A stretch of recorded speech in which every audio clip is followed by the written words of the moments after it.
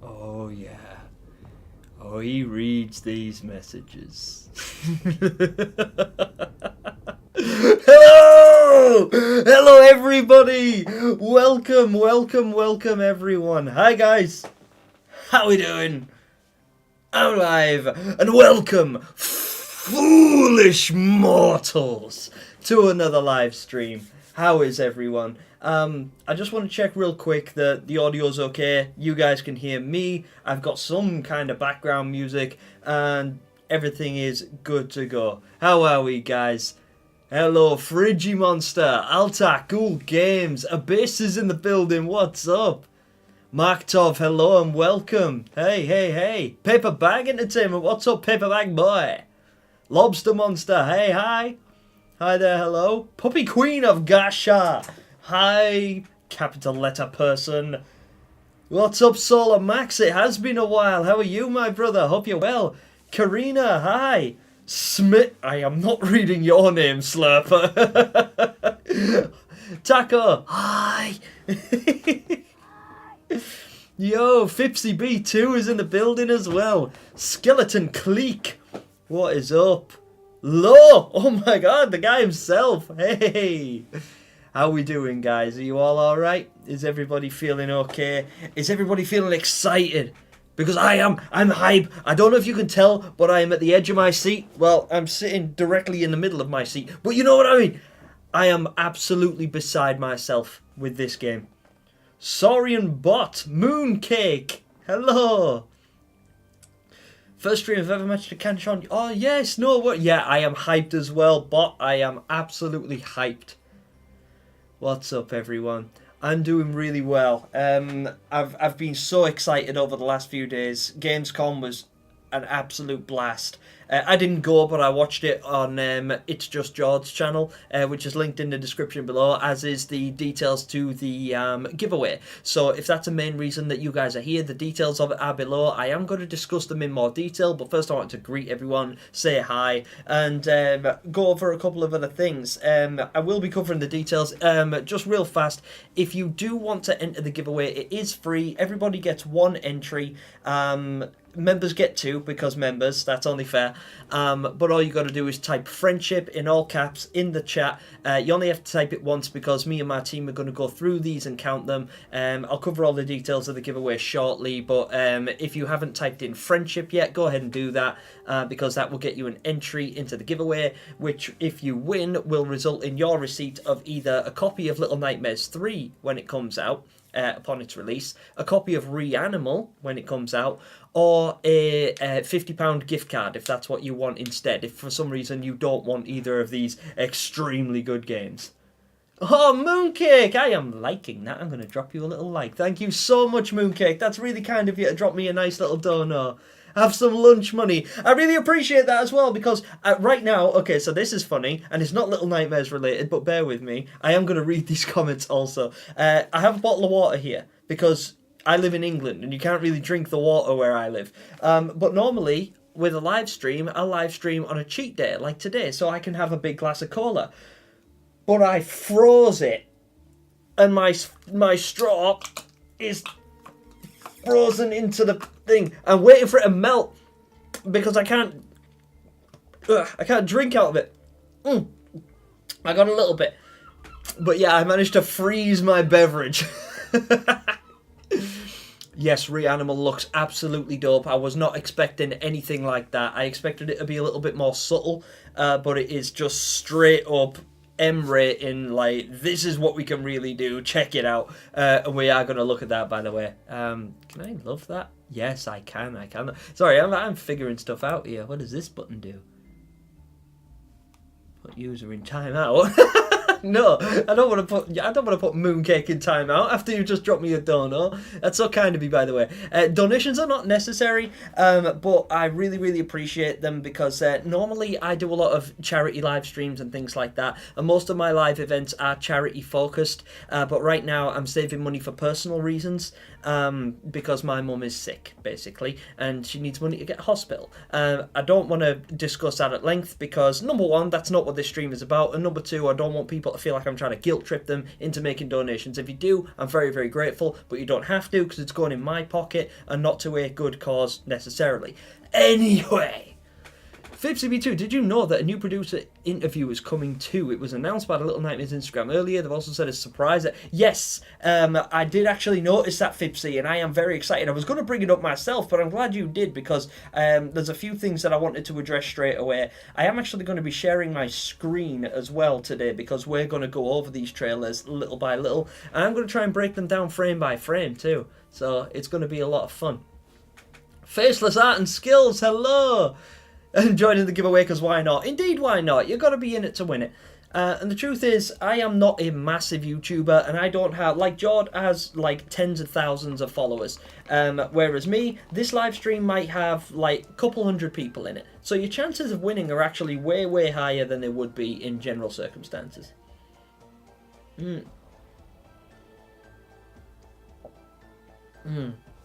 I do want to say there isn't much action in this trailer, but that's probably because this trailer focuses on Lorna and their friendship. Yeah, exactly. This is not an enemy trailer. Like, you'll notice with Little Nightmares 2, they released the Halloween trailer, and it was quite significantly different from the actual release trailer that they did in the debut of Little Nightmares 2.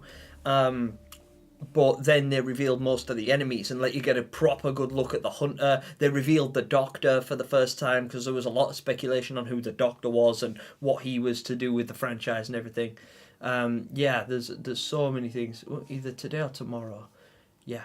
Can you read my theory? I will just try and find it for you. 1 second. Okay, here's my theory. Six was captured and her consciousness was put into the music box. She appears closer to the music box. She also could have lost her memories there, like Mono in the time loop. Yeah, so like it's become kind of like a like a vessel for her spirit kind of thing. That's actually a possibility for a lot of different reasons. Feel free to expand on that. It's not something that I've ever considered. I did feel like her consciousness was made part of the tower when she was put there, and that's why when she was removed from the tower, essentially, Mono was left behind to replace it, because you noticed that the tower was falling apart when it didn't have a nucleus, when it didn't have anybody in the beginning. Also, there are ads on this stream, and I'm really sorry. I have got them on conservative so that you won't get too many, but I still want to get paid, so forgive the ads. Did you see the whole division in the Little Nightmares community because of Little Nightmares 3 and Reanimal? It is sad to see because these two games are both absolutely phenomenal, and Jordan and I will often say the same thing. Gaming is gaming, and they both come from the same place, and it's a place of love and a place of affection and a place of creativity. These games are not in competition with each other necessarily. I think they're a complement to one another, and I feel like if you like Reanimal, great. If you like Little Nightmares, great. If you prefer one over the other, fantastic. That's absolutely your prerogative. But it doesn't mean that you have to hate on the other one. There's nothing wrong with the other one. You know, it comes from the same people, essentially. So don't hate too much, guys. Like, you can have your opinions, and of course you're entitled to them, and I can do nothing about you sharing those opinions, but play nice, little ones. That's all I ask. Tarsier went crazy. I agree, Karina. They went wild with that. It was so dope, and I've seen a lot, and we're going to go over a lot of stuff as well, but I've noticed a lot of little links to the Little Nightmares universe as well. If you don't think you're massive, wait until you see my channel. No, don't worry. I think massive is a matter of perspective. Like, to me, Just Jord is massive. But then Just Jord will look at his channel and compare it to Super Horror Bro Mike with over 2 million subscribers and go, oh, well, you know, I'm not really very big at all. And then Super Horror Bro Mike will probably look at his channel with 2 million and consider somebody like Jacksepticeye, who's got 30 million, and think, oh, well, you know, I've not really made it yet. And even Jacksepticeye, who is at the top of his game, could look at somebody like Mr. Beast, for instance, who's got 300 million and just be like, well, you know, I'm only 10% of the way there. I haven't really made it. It's a matter of perspective. And I think the only way to really put it into perspective is to compare it to people, is to compare yourself to people on a personal level. So when I think about how big my channel is, I consider, right, I only have about 7,000 subscribers, which from YouTube's perspective isn't very big.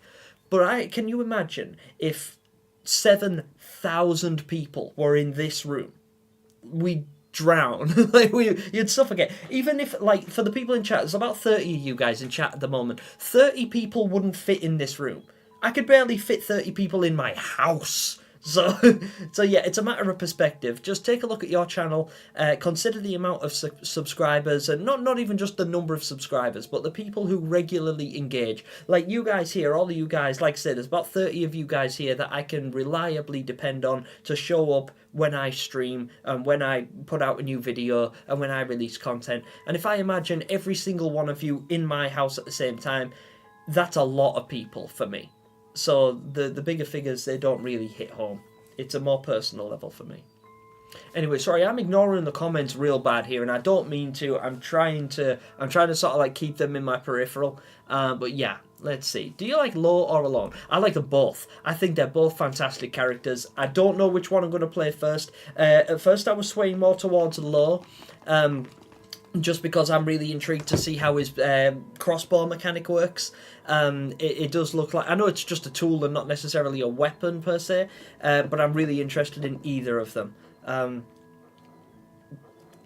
super happy. I'm super happy with both of the character designs. Both of the mechanics look really cool. They seem to have really intrinsic personalities, and they're really wholesome connection with one another as well, as was evident from the trailer. So yeah, super, super cool. I cannot wait. I absolutely cannot wait. We all need to accept into our souls that we aren't getting a good ending. Solar Max knows how it be. Yeah, I'm still in denial, hoping for a good ending. Hey, we can all hope. There's nothing wrong with having hope. But Little Nightmares, it doesn't tend to deliver on the good ending thing. I mean, we haven't had one yet in 3 games. So, and now 4 when this one comes out, but we don't know the ending yet. We don't think. Play nice little ones. No pulling hair. Yes, indeed. Now I've hardly got any hair to pull, and my hair's kind of spiky, so at your own peril, pull my hair.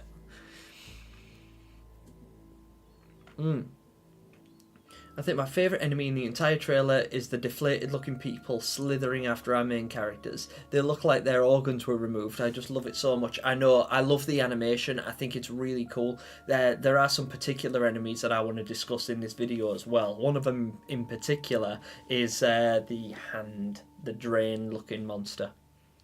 I made a new little drawing of Low and Alone, and I did post it on my channel. I hope you liked it. I absolutely did, Faceless. It was fantastic. I think he captured the essence of the characters really, really well. The colour scheme he used was fantastic, and the proportions are dead on. It's very good. You are seriously talented. I mean everything I say when you message.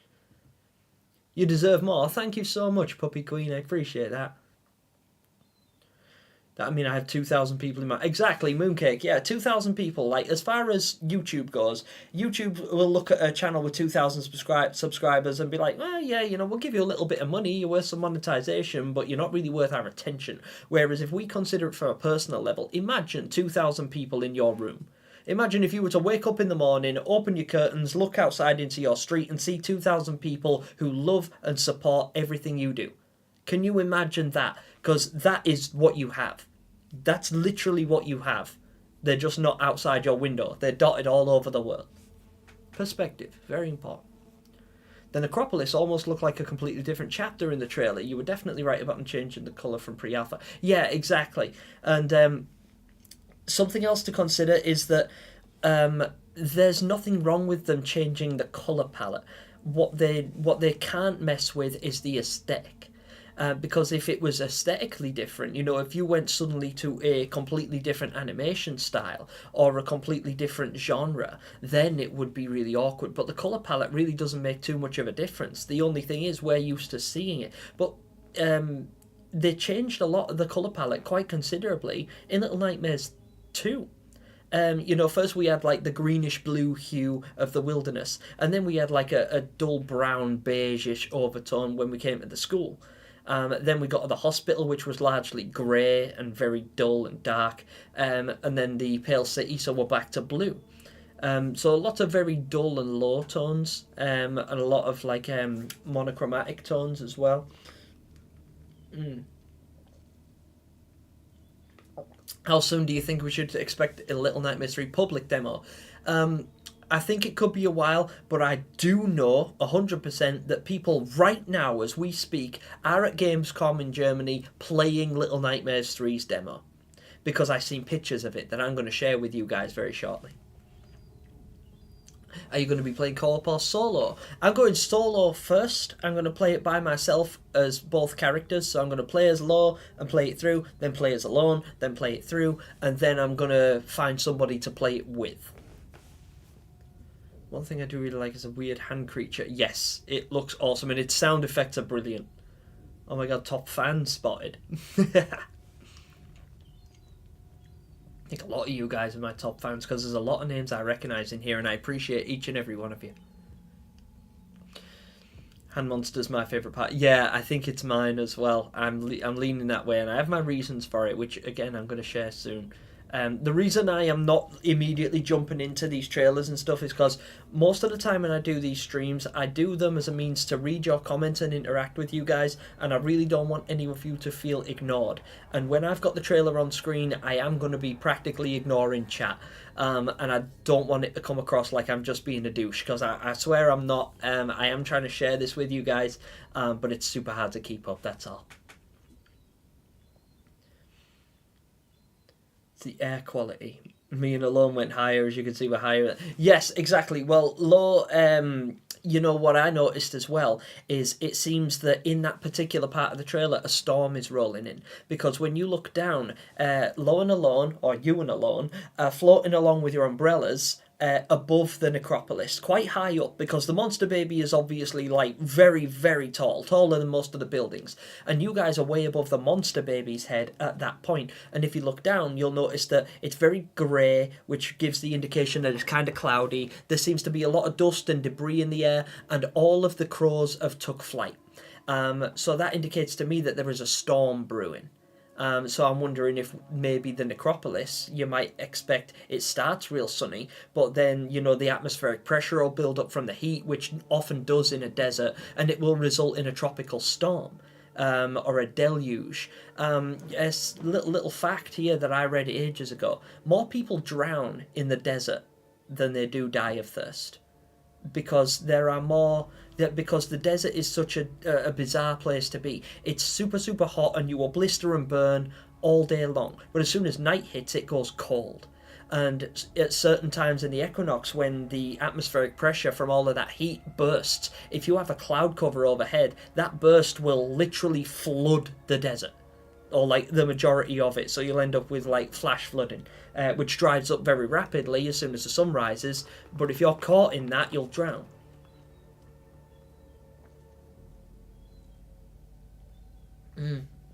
I think Reanimal is more of a horror game with some puzzles, and Little Nightmares 3 is more puzzles with a bit of horror. That's actually a really good way of looking at it, Slurper, yeah. Because in order to keep Little Nightmares a more moderately rated video game experience, they do have to cut a lot of stuff. So I've been practicing designing Little Nightmares creature concepts and stuff recently, and area designs, and when I think about adding, like, you know, blood and gore and dismemberment and that sort of thing, I have to be very careful, because you'll notice Little Nightmares doesn't do that too much. They don't need to. You get the implication. When the chef picks you up and he lays you on the table, you know, you pretty much know where that's going to go. You don't need to see him cook and dice and dissect you. You know, he throws you in the oven or he drops you in the pot. You don't need to see what happens afterwards for it to be scary. Your brain will create a scenario that will frighten you personally. That's why a lot of people believe that when they read a book and watch a movie of the same title, the book is better than the movie, because what you create in your brain is often better, or it's more in tune with you as a person than what somebody else has designed to put on screen. Another reason why a lot of people who go to the dentist or the doctors, or, you know, you go for an injection, you go for something where you have to sit in a waiting room, it seems really scary. And your heart's racing and you're starting to sweat and you get a hot flush and, oh, I'm a bit worried about this. And then you go in, you have the work done, you know, you get your filling or your injection or your operation or whatever, and then you come out of it and you're like, that wasn't so bad. What was I so worried about? It's because your brain creates these scenarios because it's called a fear of the unknown. It's crazy what it can do. And Little Nightmares capitalizes on that very, very well by not revealing too much about what actually happens to you when you get caught. Solamax, the Gemini and Jord playthrough. Maybe someday, but I'm not sure, because Jord is an exceptionally busy man, and he's been doing a lot of work with Super Horror Bro Mike. I believe that if Jord is going to play it with anyone, it's going to be Super Horror Bro Mike, and it should be. And I will be tuning into it on one of their channels, whoever happens to stream it or publish it first. I don't think it'll be me. I would love to, don't get me wrong, but I think and hope that Jordan and Super Horror Bro Mike will play it together. Z7 Studios, Little Nightmares was never meant to be scary, rather unsettling. I'm excited for the game. So am I, Z7. I couldn't agree more. So I will slightly disagree that it was never meant to be scary, because I feel like it was, but I feel like... No, you're right. Unsettling is a better way to describe it. When they were asked, is it a horror game, they said it's more a cat and mouse style game. It's more, what did they call it? Like charming horror, they called it. Like, it's more of a thriller. No, I think you were right. Unsettling. Yeah, sorry, I shouldn't have disagreed with that, because you're absolutely right. Unsettling. That's what it is. Not necessarily horror, just disturbing. Yeah, it is. Manifesting that Gemini will be invited to write an episode for the Sounds of Nightmares Season 2. Damn, that would be awesome. That would be absolutely sick, and I would love that. If that was a thing, if Bandai or Tarsier or Supermassive or any of the people who create them, sorry, I ramble when I'm live because I get nervous. But if they were to write to me and say, you know, would you be prepared to do some work with us? Yes. Absolutely, positively, unequivocally, yes. It would be my honour.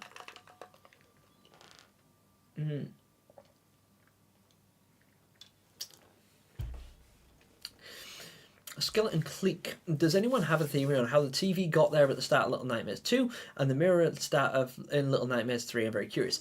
So I did have a partial theory that I didn't think too much into for the one in the wilderness that Mono comes out of. I believe that the hunter has abandoned civilization.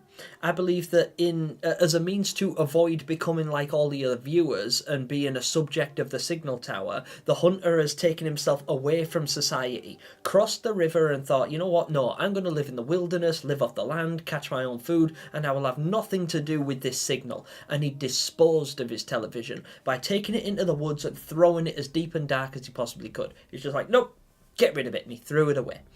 And I feel like that's what a lot of people have started to do when they realise how bad the signal is and what it does to people.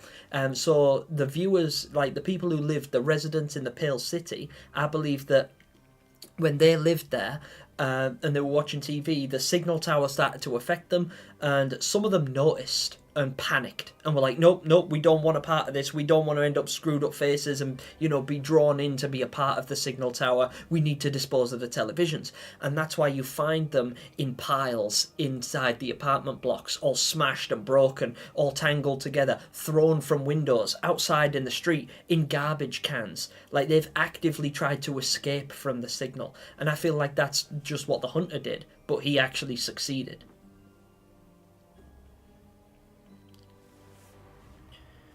Fipsy, did you see the silhouette shadow of a potential enemy in the friendship trailer? I bet Fipsy did, Solamax, because I did.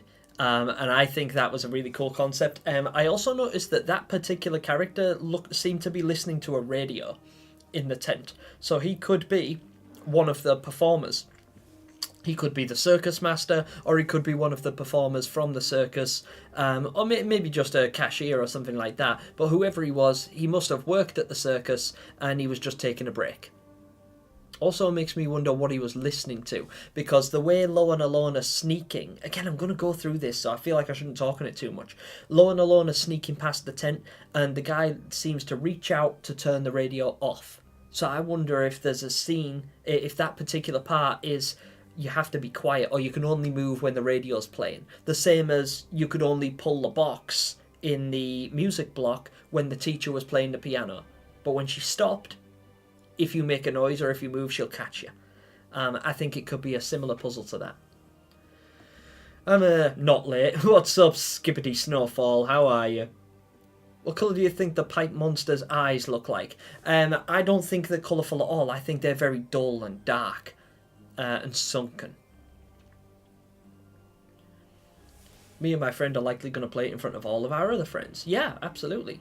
Fipsy, wait, where was there a picture of the maw? There's a picture of the maw skeleton in the in the gameplay trailer. Right, okay. This I tell you what, I'm going to get into it. So guys, I'm really sorry if you if I haven't read all of these comments. I don't think I will be keeping up with chat as much today because I'm going to share a bunch of stuff for you guys and we're going to go through these trailers, let you watch them and get a bit curious. But I am going to try and talk to you guys as much as I can throughout anyway. But for now, I just want to start sharing stuff with you. So I'm just going to get rid of the little camera, the big camera, turn on the little camera, and I'm going to get rid of the background. I'm going to do this. Is that going to work for me? Yes. There. Right. And hey, there's you guys. Hi, chat.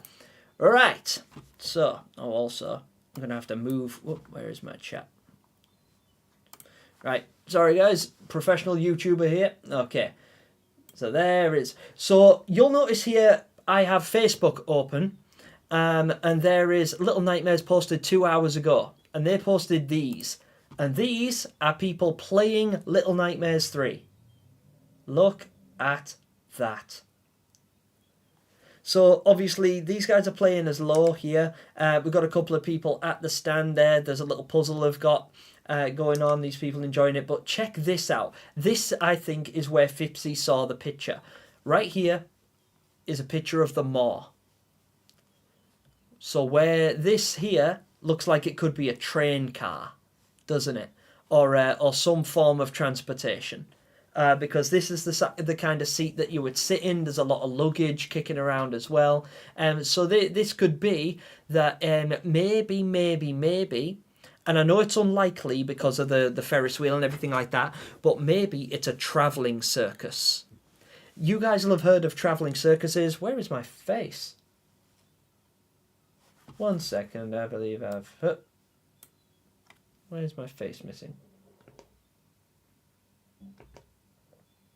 There I am. Hey! Hooray! Hello! Sorry, that didn't quite work the first time. A travelling circus, I believe it could be. Take a look at the shadows. It looks like he only has one. Alright, gotta go. No worries, Faceless Art. That's absolutely fine. I really appreciate you stopping by and saying hi to me. And don't worry, your entry to the competition will absolutely be counted. Because me and my team are going to go through the whole thing tomorrow. Well, tonight and tomorrow, as soon as the live chat log becomes available. So yeah, sorry, where was I? A travelling circus will often travel by train because it's the only way they can move stuff. I don't know if you guys have seen Madagascar 3 or Dumbo. But they travel by train because that's just the easiest way to travel for a circus with so much stuff to move. And if you check some of this out, there's a lot of luggage here which could belong to the performers, things like that. There's a mirror, obviously, because this could be a dressing room for someone or somebody's private quarters or something like that. What do you guys think this is, this particular area here? The demo will be the necropolis. Not necessarily. Because this guy is playing, this chap right here is at Gamescom right now, and he's playing, this guy is playing Little Nightmares 3 with the controls out on screen here, and this is what he's playing, this scene here. And this doesn't look like the necropolis to me. This looks like it could be a train car. Probably from a travelling circus, potentially, anyway. We don't know anything for sure. There was some speculation that a train station was going to be a part of Little Nightmares 2 as well. My thing is still frozen. Look at the size of that ice cube. Yeah, there was a lot of speculation because there was a concept for a train station in Little Nightmares 2, as can be seen with the digital art book. Or the physical art book, if you were lucky enough to get one of those. I unfortunately didn't. I got the digital one though. And people were seeing that the Thin Man was chasing Mono through the train cars, which we did get to see. And we did kind of get to travel by train a little bit, but I feel like that area was cut considerably and just used as a means to traverse from one part of the Pale City to the other while being pursued by the Thin Man. But they could absolutely revamp that concept and use it here. Yeah, Ghoul Games, exactly. Just GKS getting incredibly depressed due to the hate Little Nightmares 3 is getting due to Reanimal. I'm personally very excited for Little Nightmares 3 and was stoked to see the new stuff in the trailer. Anyways, your opinions. Yeah, GKS, I agree. Because I feel like Little Nightmares 2... Little Nightmares in general, the IP itself, and Reanimal are intrinsically linked. You know, they come from the same... It's like having step-siblings, isn't it? You know, like you have two children to the same mother. Like Tarsier is responsible for the creation of both of these incredible games that we're really excited for. And there's no reason to hate on one. You can love one more than the other, or you can prefer one to the other, or spend more time with one than the other. But there's no reason to hate on the other one. Like if you really don't like it that much, just don't play. You don't have to. You're not obliged. But don't hate on it. I mean, you can. It's you're entitled to your opinion. But I don't think people should be fighting about it in comment sections and going to Bandai Namco and going to Tarsier and giving them hell because it's like, oh, well, you're just trying to recreate this. Or you've taken this away from that. Or you stole Little Nightmares Thunder. You know, I don't think there's room for hate in this space. It's a place of affection and love and passion and being happy. You know, this is what we do, and we're here and we're playing these games because we enjoy them and because they bring us happiness and comfort. There's no reason to fight about it. There really isn't. It's kind of silly. That's my opinion, GKS.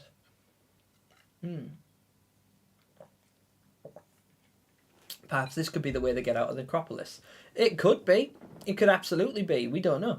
I think this is the beginning of the demo. Yeah, it absolutely could be. This could be where Law breaks through, and Alone has already broken through. Like when they broke through, it seemed like Law was out cold here. He was like sleeping for some reason on this this blanket / pantaloons that he's like laying on right there. But this seems to be the bit where everyone panicked because like the screen zooms out or the fades in. Sorry. And Lois sitting there by himself. And it's like, oh, where's Alone? And then like 2 seconds later, she comes toddling over and picks him up. And it's like, oh my god, there she is. It's okay. A bit of a panic attack. But yeah, but this scene is really cool. And I think it is a nice little nod that they have this picture of the Maw up here as well from the original concept art. That's a very, very nice little hint. It might even be foreshadowing. I think this place might be a boat. It might be, actually. It might be a boat. That's absolutely possible as well. George speculated yesterday in his live stream that he thinks that we might get to see how the guests get to the Maw and figure out that all the mirrors are broken, because they're all broken like this. The mirrors on the Maw, no matter how big they are all broken very much like this. And I think it's going to sort of... I think we're going to find out that Low and Alone are responsible for all the mirrors on the Maw being broken. So maybe it wasn't the lady's fault, maybe it was theirs. And we're going to find out why. And this could very well be how we get into the Maw. This could be the boat to the Maw. In fact, looking at this this handle up here, this seems to be a valve handle. And valve handles are often used to move pressurized doors. And pressurized doors aren't necessarily valid on a train. Pressurized doors would be more suited to either a plane or a ship. So yeah, that's absolutely a very, very good observation there.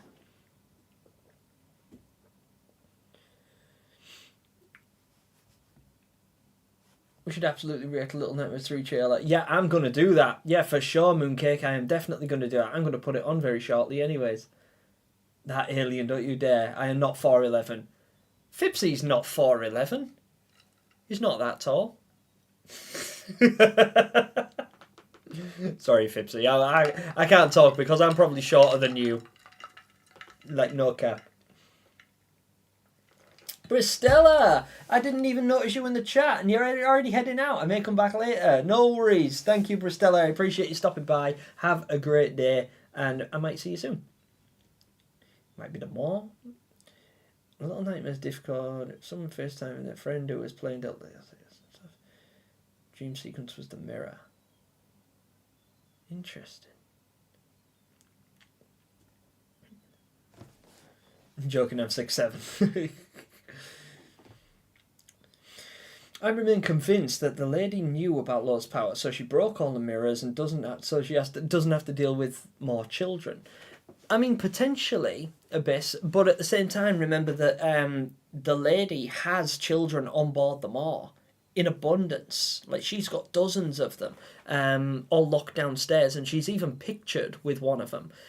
It might not be that she doesn't want more children around. Maybe it's I don't know. We could have an interaction with the lady here, because remember the lady's powers are black smoke, so we could very well have some kind of fight with the lady. Maybe we figure out why. You might be right. It might be that she breaks all the mirrors because she's trying to get away from Law.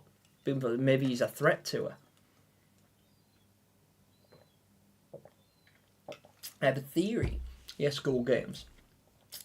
What if Law kept breaking through the mirrors of the mall and the lady was terrified, so she kept breaking all the mirrors to get rid of it? Yeah, see, I've got an image in my head now of, you know how Mono gets sucked into the TVs when he finally like encounters the Thin Man, and you get to see the inside of the monster, and it's all like, and you see him like dropping through. Well, I've got this like image in my head at the moment of Law being like sucked into a mirror and being dragged through parallel universes where he just goes from mirror to mirror, just going just smashing through them, each one as he goes. And as it pans out, we'll find out that they were all the mirrors on the Maw, and he's just basically gone from the top to the bottom of the Maw, just gone smashed his way to the bottom, going through all the mirrors until he ends up in the ladies' quarters with the last one. And maybe uses that one to escape. Yeah, it could be that if they end up on the Maw, there's only one mirror left, it could be that we have to run away from the lady and we use that one mirror to escape, and maybe that's why she keeps it. Maybe she keeps that mirror as a means to keep an eye on Law or try and like figure out if he's coming back, because that's like there's only one way back into the Maw for Law now, through that mirror. Unless he takes a boat there. So I don't know how valid that'd be. Yeah, but this is one of my favourite screenshots. This one is awesome as well. Also, they've got a little thing here saying, seek the hidden word, little ones. And I wish I could see this. Like, actually, yeah, you guys, if you're on Facebook, it's on the Little Nightmares official page. But feel free to scan this code right here. There's like a little barcode thing that you can scan there so that you can do it, and you've got to find the hidden word. Try and find the hidden word and let me know what it is. I am going to do that, but not right now. I'll do it after the stream, but that's something that's interesting. Yeah, I am super excited to get into playing this. I've also got this up on screen ready to play also, because I'm super excited to just watch the trailer again. Who else is excited for this? Who wants to watch it with me? I do apologise if the bitrate is a little bit slow for you guys or a little bit shorter. I noticed that when I watched this on George's stream last night, it looked a little bit grainy, and then when I watched it back on this trailer here, it looked immaculate. And it's in 4K, and I have a nice big 4K monitor here, so for me it looks crisp and clean and in mint condition. It looks perfect. But for you guys, it might look a little bit grainy because you're getting it second hand through my monitor. But I promise you, however you're seeing it now with me, it's going to look better if you watch it personally. Oh, also, Super Horror Mike has done a new look. I'll watch that later also. Cool. All right, let's have a little look at this. Oh, I'm so excited. Turn my volume up as well. Okay, 1 second. Let me just quickly check. Rhiannon Page, it's so funny coming... Whoops.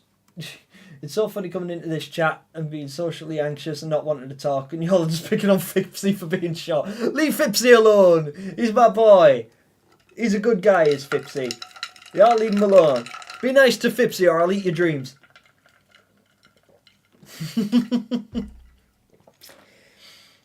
Is that the official PS4 and PS5 controls? Yes, it was. Puppy Queen.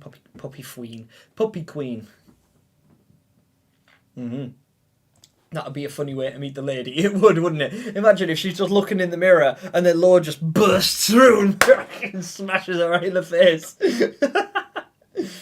There's the hidden word puzzle is driving me crazy. Hell yeah. That's what we do. In the end of Little Nightmares 1 DLC, we see a TV in the end credits and it shows mono. Yes. Yes, strangely it does. I love how passionate you guys get about this game as well. I am so enthusiastic about Little Nightmares. It absolutely blows my mind. I'm super hyped. I'm super hyped. Speaking of which, do me a favour, guys, and help me out with the algorithm monster. Drop me a thumbs up on this video if you haven't already, and if you like my face for some reason, because I'd really appreciate it, and it would really help me out.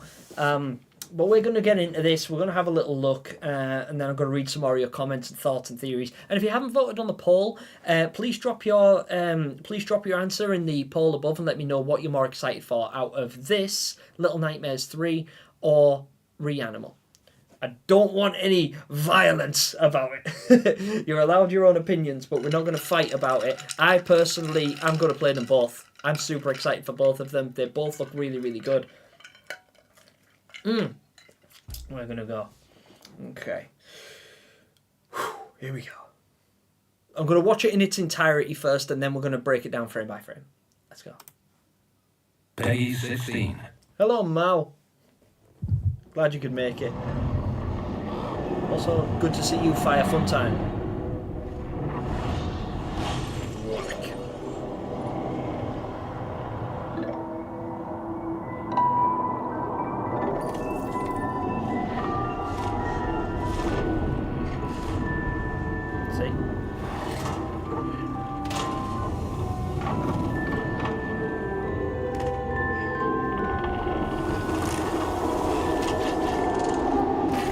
Temptation to pause is strong with this one.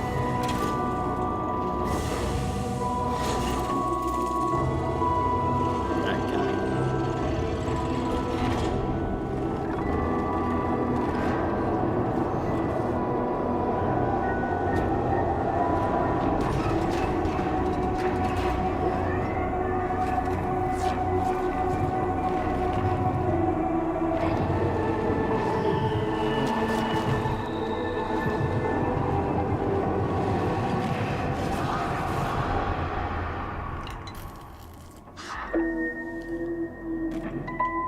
Yeah, it is, because he's sleeping on that thing.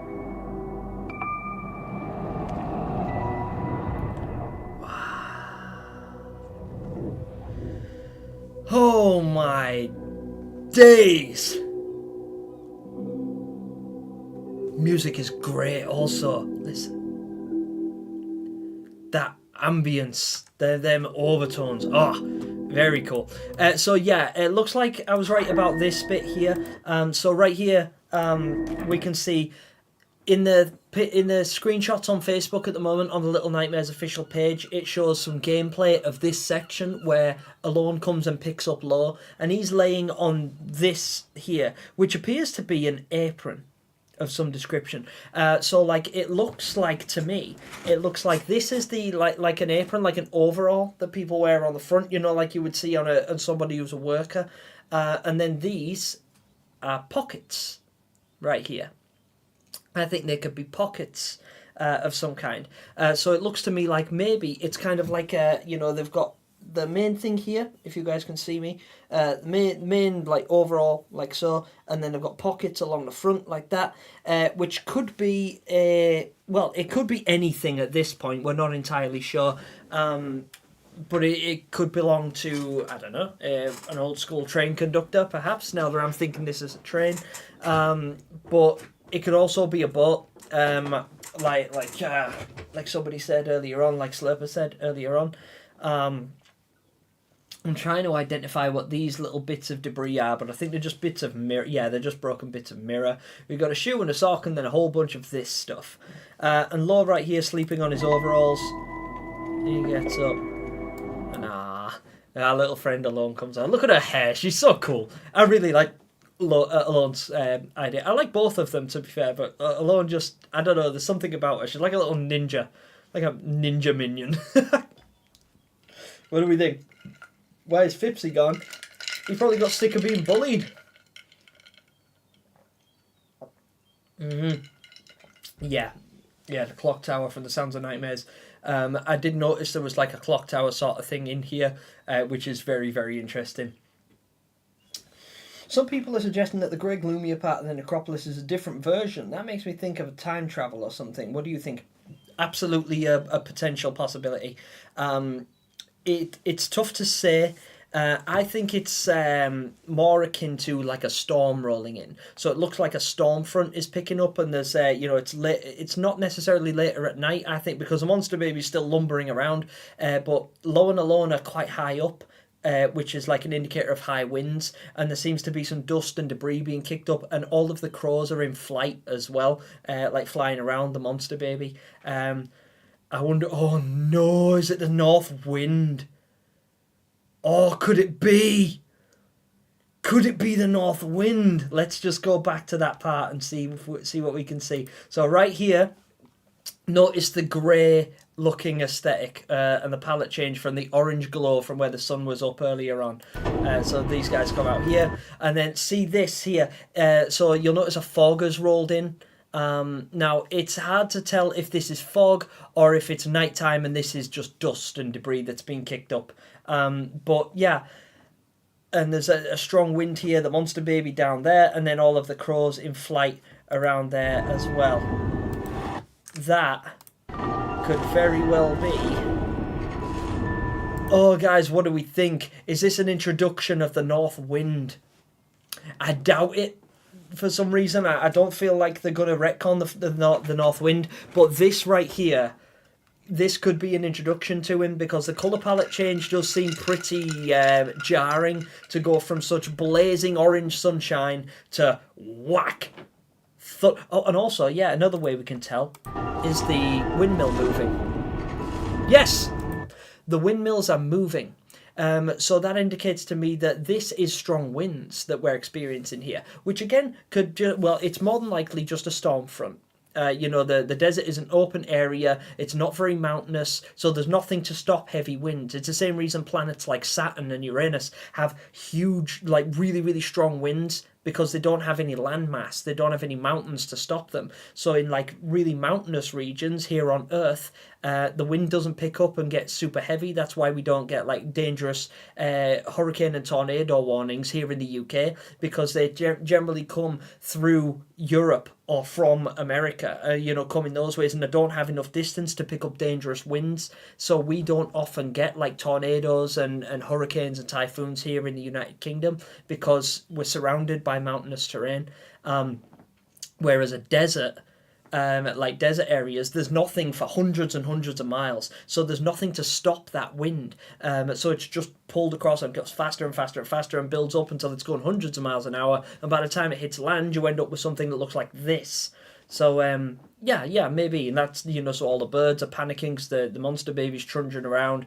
We've got wind blowing heavily, lots of dust kicking up and all that. Interesting. So yeah, but maybe the north wind. I hope the north wind. But again, I'm not 100% sold on the idea. Yay, I finally loosed my straw from the giant ice cube. Right, that's a character arc. Hey, don't worry, Nightmare, that's totally fine. It was almost impromptu, because I was expecting this live stream to be in like a week, because I was expecting to do it after Gamescom ended, but I wasn't expecting to get so much excitement. To be honest, I wasn't expecting a Little Nightmares 3 trailer yesterday. I didn't know there was going to be one until Jord let me know and said, he's going live with it, we're going to watch. So I watched it over on Just Jord's channel. I didn't even stream it myself. Charybdis, wait, the windmill moving is such a good observation. Yeah, thank you, I appreciate that. And just little things like that. That's why we rewatch. This is why we go over stuff over and over again. And people, often a lot of people in this chat laugh at me for being over observant, Because I will literally walk into a room and be like, haha, what does this particular speck of dust mean? Why is this particular speck of dust moving in this particular pattern, in this particular area? And I will like hyperfixate on little details. But I feel like that makes me a reasonably good theorist. It feels really strange saying that. I just fell silent because I'm like, I just gave myself a compliment. I'm not used to doing that. But given the amount of love I get on these videos, and I do see it in the comments and everything, and I really appreciate it. It seems that you guys seem to like what I do and appreciate it. So thank you all so much. Really appreciate you. Thank you for your kind words there.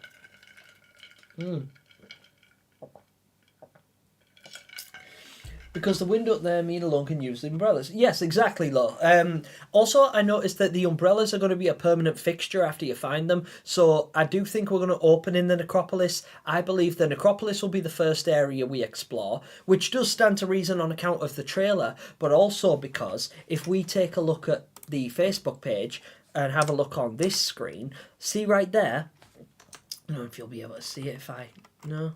Oh, it's not going to work for you guys, is it? Ugh, that's annoying. I can't zoom in, but it says here the controls, and one of them says umbrella. There, umbrella. So the umbrella is going to be a permanent fixture, I think. It's going to be like a regular thing. I can't get my screen to go back to normal now. Ugh. Either way, not to worry. Not to worry. But yeah, I believe that is going to be a permanent control, and I think that's an indicator that we're going to find this quite early on. But again, that's not guaranteed, because in Little Nightmares 2, you have an option to use the flashlight. And the flashlight you don't get until Chapter 3, so I could be miles out there. But yeah, interesting stuff. Okay, let me just have a quick look at this, this chat. Yes, also, you guys that are typing friendship into the live chat and people that don't know what that's about, that is because we are doing a giveaway that's going to be announced. The winner will be announced tomorrow by a community post. In fact, I tell you what, let me get that out of the way now. Let me read that quickly for you guys. So these are the details here that I've written down just so that I can remember them exactly. So I'm just going to go over this real quick for those of you who don't know, or for those of you who are interested in the giveaway. Also, these are my Chapter 3 texts, Chapter 3 DLC. I'm not going to show you those just yet, but the video is coming soon. I'm working on it. I've been working in conjunction with somebody recently, and I'm super excited to share it. I can't wait after this trailer. In fact, I might even share a little tip. If you guys are excited for that and you want to see a little hint of what's to come, let me know, because I'm super excited, and I feel like I'm like teetering enough to share a little bit with you. So if you're excited for that, let me know. Anyway. Below are the details of the prize giveaway for those of you who wish to participate. All viewers will receive one free entry into the prize draw by typing the code FRIENDSHIP in the live chat. Members of the channel will automatically have all of their entries doubled. Due to the potential popularity of this event, and in the interest of fair play, all entries will be counted by myself and members of my team after the stream has concluded. The winner will receive a copy of either Little Nightmares 3 or Reanimal on a console of their choice upon its release. Date pending, because we don't know yet. They're just 2025, as far as we're aware. If preferred, the winner may instead choose to receive a gift card of the same value, which at the time of writing this is £50. Because Little Nightmares 3, from what I could tell from people who work in the electronics industry who've been given the box arts and things like that, they said that the price tag on it at the moment is $49.99. So that's the closest estimation I can get. But for now, it's £50. The winner will be announced within 24 hours of the stream's conclusion by way of a community post, after which contact information will be exchanged in order to issue their prize. Should the winner fail to claim their prize within 72 hours of the community announcement being made, their name will be removed from the draw and another will be chosen. Okay?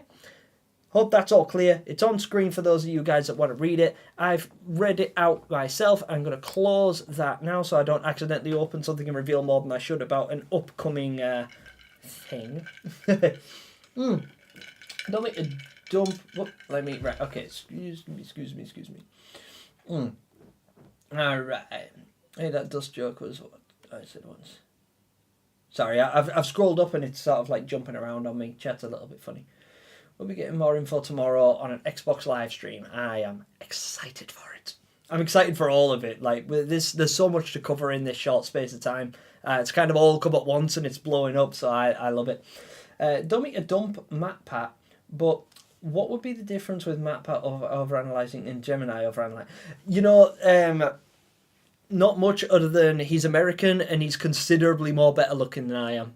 I also think MatPat is smarter than me. I'm pretty sure that he is like university educated, and he has like degrees in math and science and things like that. And a lot of stuff. He has a lot of degrees that I don't have, I believe. I've only just come to learn who MatPat is, and that's not a throwing shade or not disrespect or anything like that. I'd always heard of game theory, but I never really looked into it. I'd never considered any of it. The first MatPat video I ever saw was when the one called Goodbye Internet, which was his last video. Or is you know, when he was announcing his retirement from YouTube. That was the first time I'd ever actually seen MatPat and knew who he was.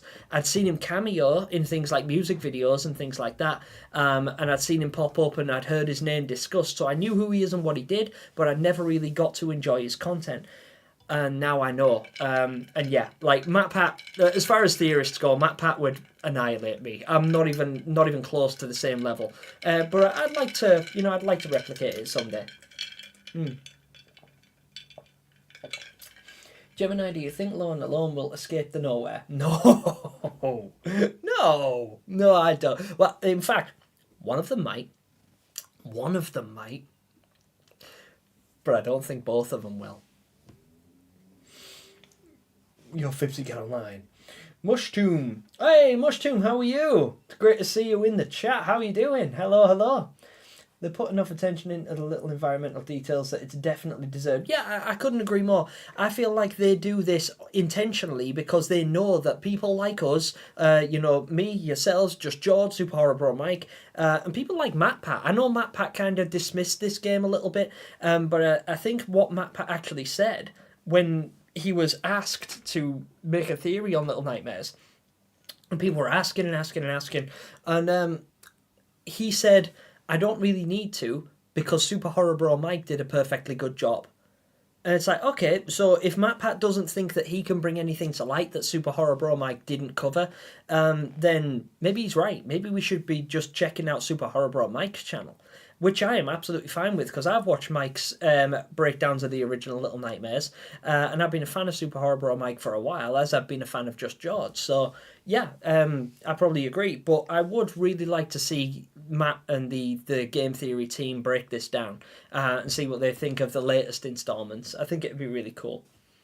Also, I can't help but giggle at Lowe's little beak. Yeah. Gemini, are you going to continue the Lost DLC theories? Yes. Marcy King or Marchie King. I'm not sure. I'm so sorry. I'm just going to call you King because I can't pronounce your first name on account of the accent. Forgive me. But King, yes, I am. I'm working on Chapter 3 right now. It is currently in the editing process and should be ready within the next couple of weeks. Maybe even this week if I get messages later on. But yeah, that's all good. All good. Yes, sorry, King, and I'm so behind on chat, and I need swore there. I know you guys don't necessarily mind if I swear, but yeah. Oh, Mooncake made me another dono. Thank you so much. Oh, that's really kind of you. Thank you, Mooncake. I really appreciate that. Did you notice the hand monster has clothing? Yes, I did. Okay. Look at this. For a while, I've been working on the Little Nightmares 3 DLC, and I was considering what kind of monster I could use. And I had drawn up concepts, and I had thought of ideas and things like that, and I came up with this. You're going to have to forgive my artwork, okay? I am not an artist, and I don't share this very much, okay? Let me just bring this up. Right here. Wait for it. There. Oh, it just escaped me. Oh! There. Okay. Notice here, it has long, bare arms, okay? And then some sharp claws, and then it has a blue top, short sleeves, and a white cuff. Just like my concept design for the nurse does. What the frick? Excuse you, Bandai! I think you robbed my idea. They absolutely didn't, by the way, because that design concept is a completely secret thing that I've been working on. The reason I haven't shown anyone is because I'm not an artist. I just sketched up the design, and I've been reaching out to several professional artists to help me draw up a concept to use in the upcoming video. And that's still in the works, and I'll show you guys. But it looks like this. It looks like this thing. And I'm like, oh no, did I miss the boat? Are people going to think that I copied this idea to a point where I even showed Jord my concept and my artwork and all the rest of it? But yeah, that's so dope. So dope. Thank you so much for your response. I think that one circus scene is an introduction to the ventriloquist. Oh, that'd be a cool one. That would be a really cool one. The ventriloquist. That's an awesome enemy concept. I've got all sorts going on in my mind right now. We will have to turn on the circus lights that would reveal the silhouette. Super cool. Very, very cool indeed. Yeah, couldn't agree more, GKS. Absolutely. A little bit late, Gemini. Yeah, no, I'm sorry. I am way behind. I always am. Can't wait to see you munching down on a hat. Nightmare, it's not going to happen. I'm only eating the hat if we have a happy ending, and that's not going to happen. Because it's only going to be considered a happy ending if Lo and Alone both survive this journey. We haven't seen one single person survive their journey just yet, apart from Six. And Six is still trapped in the endless abyss that is the nowhere. So her ending wasn't exactly happy either. She was left stranded on an island after eating another person. Anyway, sorry. Solar-backs. We haven't forgotten about the hat bet. Nope, neither have I, don't you worry. I am fully aware of the hat bet. What if the ending one of the two children have to sacrifice themselves to fed? That's what I thought, Z7. So Z7 Studios has just brought up, what if in the end one of the two children have to sacrifice themselves? I thought that might be something that I covered in a theory video of mine called the Talisman Theory. You guys should check that out if you haven't already. Also, if you're new to the channel, I do make theory videos, and I've been making them for the better part of a year now. The first one I ever made, there was a proper theory deep dive where I totally map-pat the situation, even went out and did actual live action research, was called the Candyland Theory. Back when all we had to go on was the screenshots from the trailer. And I made the Candyland Theory way back then. But you guys should check that out. I'd really appreciate your feedback on it. Okay, let's see. Sorry. Sue! Exactly! You know, it's good. Thank you, Altak. I appreciate that. Yeah. I saw the sleeve. Yeah, exactly. This is it. Here's my... Oh, wait. Fire Fun Time has an idea. Here's my idea for the clock tower. You have to push all the little mechanisms to get out there while the time creature can turn back to... Oh, maybe. Oh, imagine a time-traveling creature. That would be a nightmare, wouldn't it? Landon. There's a theorist named Terrico who has great theories. I have Landon. I checked him out because he released a video recently regarding Little Nightmares 3. It was because I did actually, somebody mentioned him before, and I thought, oh, that name sounds familiar, I'll check him out. And he's got like 200 and something thousand subs. He's like way bigger than me. He's like even bigger than It's Just Jord. And his theories are excellent. Now, I didn't feel like he deep dived as deeply into the lore as me and Jord do when it came to the Little Nightmares theories, but his most recent one he definitely did. He's absolutely upped his game with the most recent theory video that he made. And yeah, you guys should check out Terrico as well. Excellent theorist. Very, very good. Admirable creator. Yeah. Why do I recognise the face of your concept? Because... I retconned an early design from the Little Nightmares original concept art, and I just rejiggered it a little bit. But yeah, if you look in the art book for Little Nightmares 2, or the digital art book for Little Nightmares 2, you'll see a picture of a person in bed, a kid sitting next to them, and then it pans to the right, and there is a bed with a patient in it.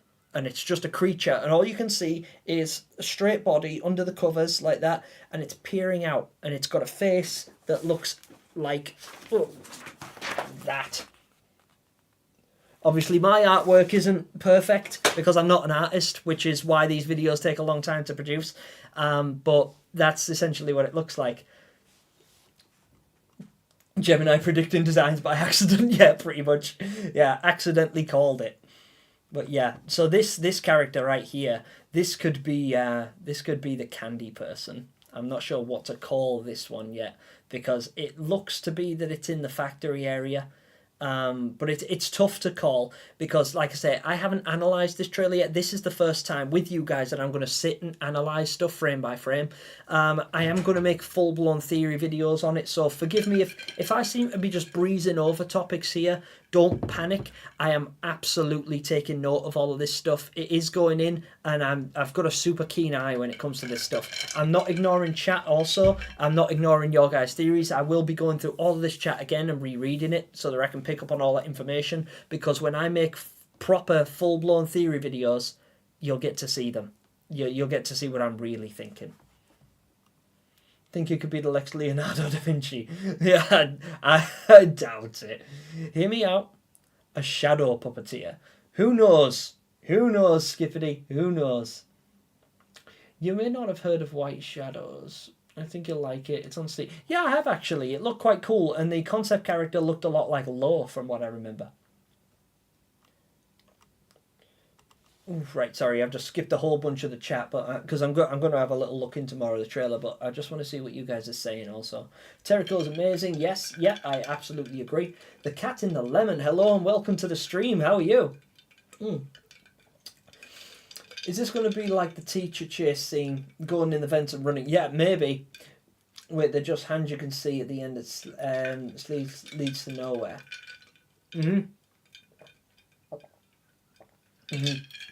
Yeah, but I think they've purposely darkened this area to obscure whatever the creature is. Also, it could have really long arms like Roger. That's not something we haven't seen before. The fingers are great. I love the dynamic bending in the bones here. I think whatever this creature is going to be something we have not quite seen before.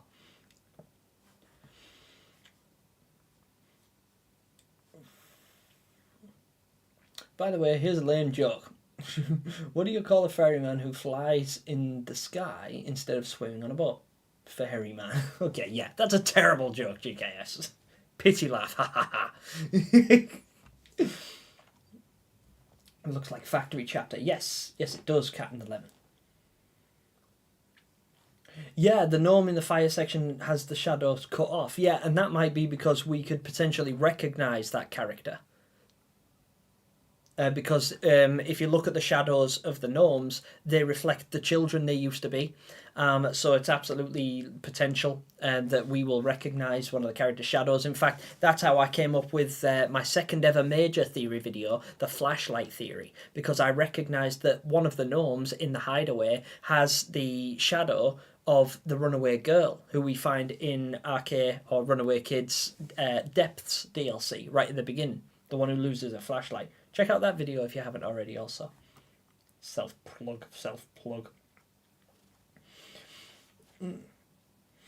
What do you think of the game Bramble? If you haven't played it, it feels like a Little Nightmares fan game. It's a lot more brutal. Mushroom, I did actually see it. I played it a tiny bit, but I actually had a friend come over from the United States who stayed at my house for a little while, and they played Bramble on my on their PlayStation, but in my house, and I thought it was good. I loved the concept. It is very Little Nightmares, and it does feel like a fan game. I really like, the Nordic kind of aspect to it, the Nordic mythology and the what was it? The not Slovakian, what was it?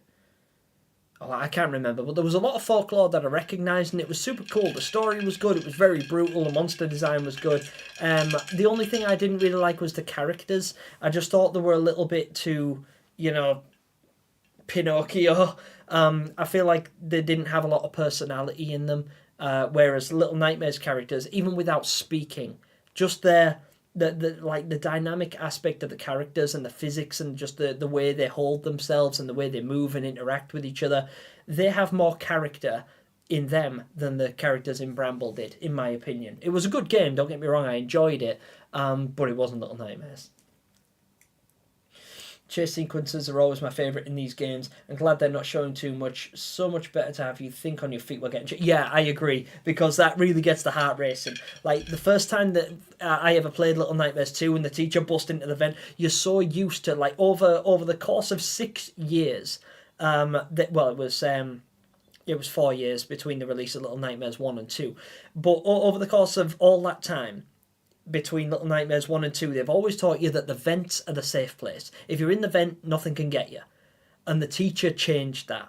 The teacher changed that so dramatically and so instantaneously that it just made everything fall out of your ass. It's like, nope. Like, I bet that was a nope quit area for a lot of people. Because you get in the vent, you think, oh, God, I'm safe. Boom! And then she goes and she just starts forcing her way through the vents. It is the most panic-stricken I've been in a long time playing a video game. It was excellent. I feel like this monster is going to give us a pretty similar stab at that. What if the gnome is 6? This is the thing. The gnome could be 6. We're not sure. I'm not really sure exactly how that would work. But imagine, like, what if the reason that Shadow's being cut off is because it's 6's, like, iconic triangular shape in shadow form. Gosh darn it, and I'd played. Oh, sorry, Z7. I've got them set to conservative. You guys shouldn't be getting that many ads, but unfortunately, the YouTube just seems to do what it wants. Oh, you should, Cat and the Lemon, you should play Very Little Nightmares. It's excellent. I really enjoyed it. I played it on my mobile, and then I played it on the PC, because I downloaded an app called BlueStacks that lets you play PC apps on games, and then I played it on my channel. It was great fun.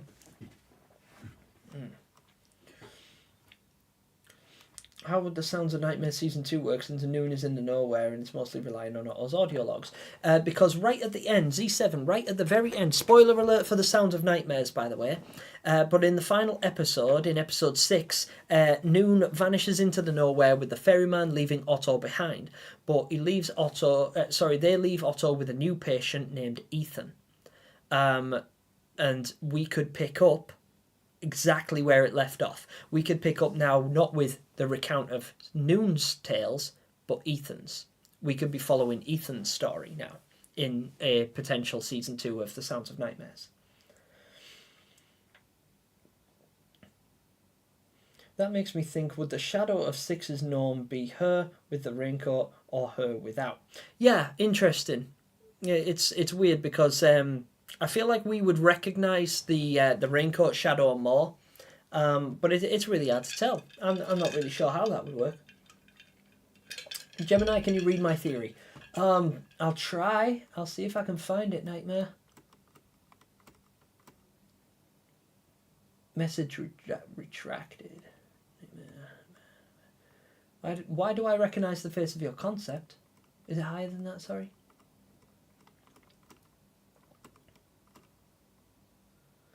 Theory, there you go. The lollipop kid didn't actually die in the school. When he was found by the teacher, he dislocated her neck and ran away and made a YouTube channel named Gemini. 10-year-old Gemmy's lollipop kid. I'm so glad I read that. 10 out of 10 confirmed. I've been exposed. I am the lollipop kid. Oh my days, that's That's great. That's brilliant, Nightmare. That was really funny. I appreciate that. For those of you guys that don't know, that somebody made a comment in one of my really early videos saying that my hair was super distracting and I looked like the lollipop kid all grown up. And at the time of writing that video, I had a huge spiral lollipop that I bought when I went to do research in a candy factory for my Candyland theory. And I bought a spiral lollipop while I was there, and I had one. They were like, "You're just a lollipop kid all grown up. You actually look like him. Look at your hair." So that became a thing, and now there's a conspiracy theory that I'm actually just a lollipop kid all grown up. Yes, Detective Fallen, members in the building. What is up, my brother? Oh, hey. I'm still live. Yes, Detective, I am still live. And thank you so much for being here. I really appreciate you being here and saying hi to me. It's always a pleasure to have you in the chat. Great to see you. Great to see you indeed. Yeah, okay, so let's get back into this. So, sorry, what do you guys think this creature could be? Because I believe if it's a factory-based monster, then it's going to be something to do with candy. So it could be a salesperson from the sweet shop. It could be one of the factory workers. I'm not sure exactly what we would call this creature. What do you call somebody who makes candy? I'm not really sure. But that's something to think about. I think it's my design. I think no, it's definitely not my design. I don't think for a second that Bandai would take my idea. In fact, it's not even my idea. It's theirs. Like the idea of the character is mine, but the face is theirs. Like I just retconned the design of it. And when it's all rewritten and everything, when the chapter 3 of the DLC comes out, you guys will get to see what I'm actually doing with that concept. But as soon as I seen this, I was like, oh, no. Because I only drew that about a week ago. Anyway. Is there a way of gaining more giveaway? And no, Ghoul Games. So as it stands, everybody who types friendship in all caps will get 1 free entry into the prize giveaway. Members will automatically get 2, and if you buy a membership now, it will double essentially. So you'll get 2 entries instead of 1. The last time I did one like this, I let people buy extra entries. But there's been a lot of controversy recently surrounding Mr. Beast, and I'm sure a lot of you guys have seen it. And there was a video recently where he was he's basically been exposed, or a load of stuff that I'm not going to get into because I don't know anything about it. But basically, it seems that he was encouraging people to make purchases and gamble online. And I really don't want to fit into that narrative, so I am like completely opposed to anybody spending money, especially when it comes to gambling. You know, you're spending money on something that may or may not come to fruition, because you'd be paying for a chance to win. And if you pay for a chance to win, you're not making a purchase, you're gambling. And I don't want to promote gambling in any way, shape or form. So everybody gets a free entry, everybody gets a fair chance, but as a little nod to my members who are already existing, they get double entries, and people who buy memberships now, obviously. Channel members get double entries because channel members get perks when it comes to this sort of thing. Whenever I do free giveaways and things like that, or I do competitions and stuff, I always like to give my members an edge, just because without their support I couldn't continue to make this sort of stuff. Like this concept here, I have this concept drawn up, but if I want to use it in a video, I have to pay a professional artist to render me a 3D PNG to use in my video, and that costs money. I have to pay that artist for their work, as I should.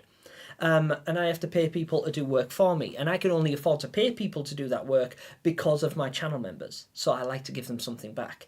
But today we're not going to be doing purchases of more entries, unfortunately, so I'm sorry about that if that's something that you guys wanted to do, but I just don't want to be caught up in any controversy, because I am opposed to it from every angle. Anyway, even Gemini is covering Mr. Beast drama now. No, I'm not. I am absolutely not. I'm not getting into any of that. I intend to avoid controversy as much as possible.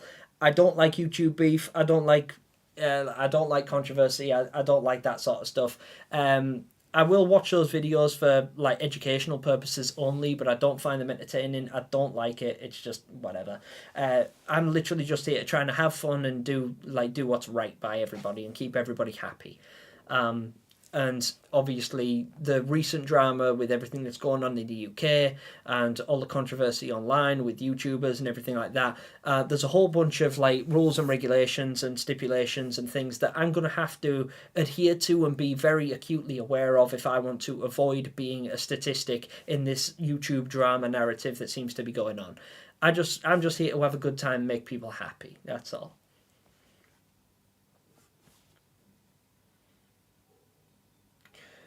There are sometimes problems with bugs in candy factories, so maybe it's a big human bug that feasts on candy. Yeah, you know what? I actually pointed out that the insects that were visible in the factory section earlier in the candy factory were excuse me, were a potential highlight for the fact that this stuff is sugar and sticky toffee molasses instead of blood and organs like it looks like it is.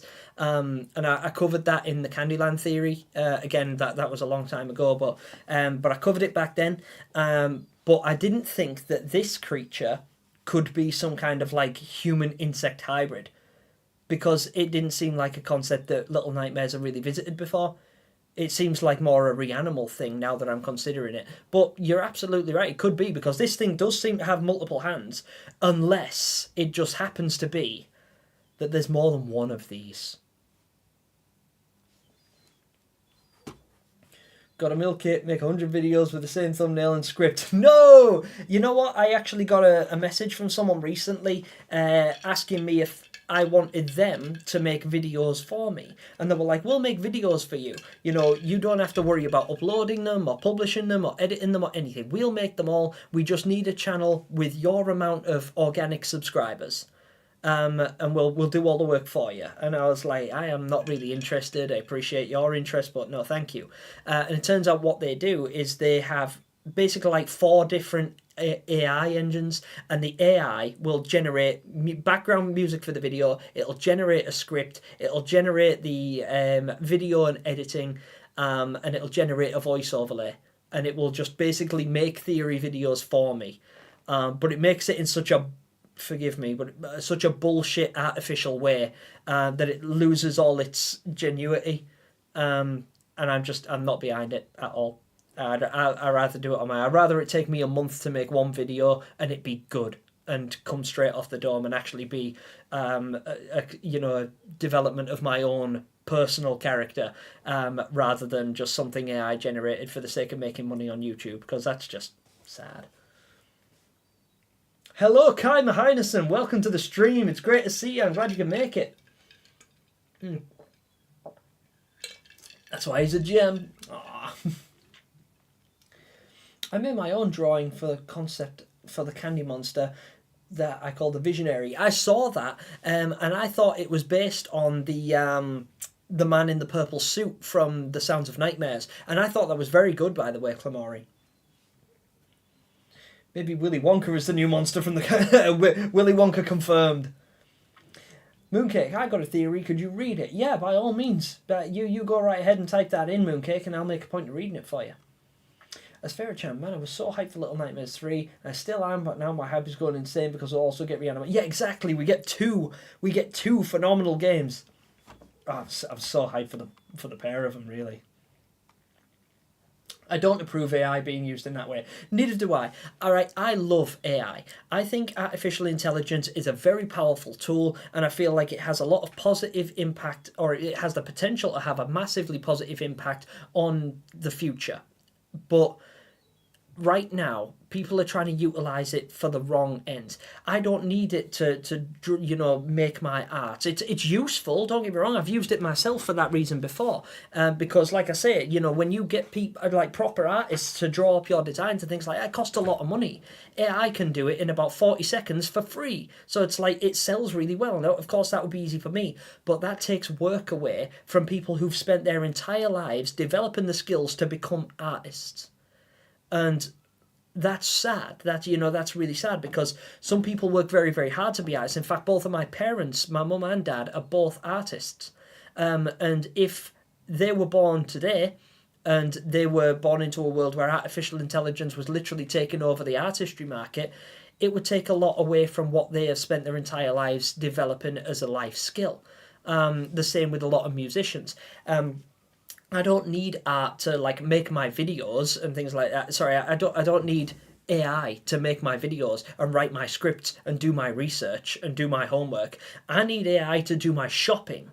I need AI to clean my house. I need AI to do things that are mundane and don't take a lot of thought and process and don't take a lot of humanization. I need AI to be a companion and a tool, not a career-stealing piece of shit.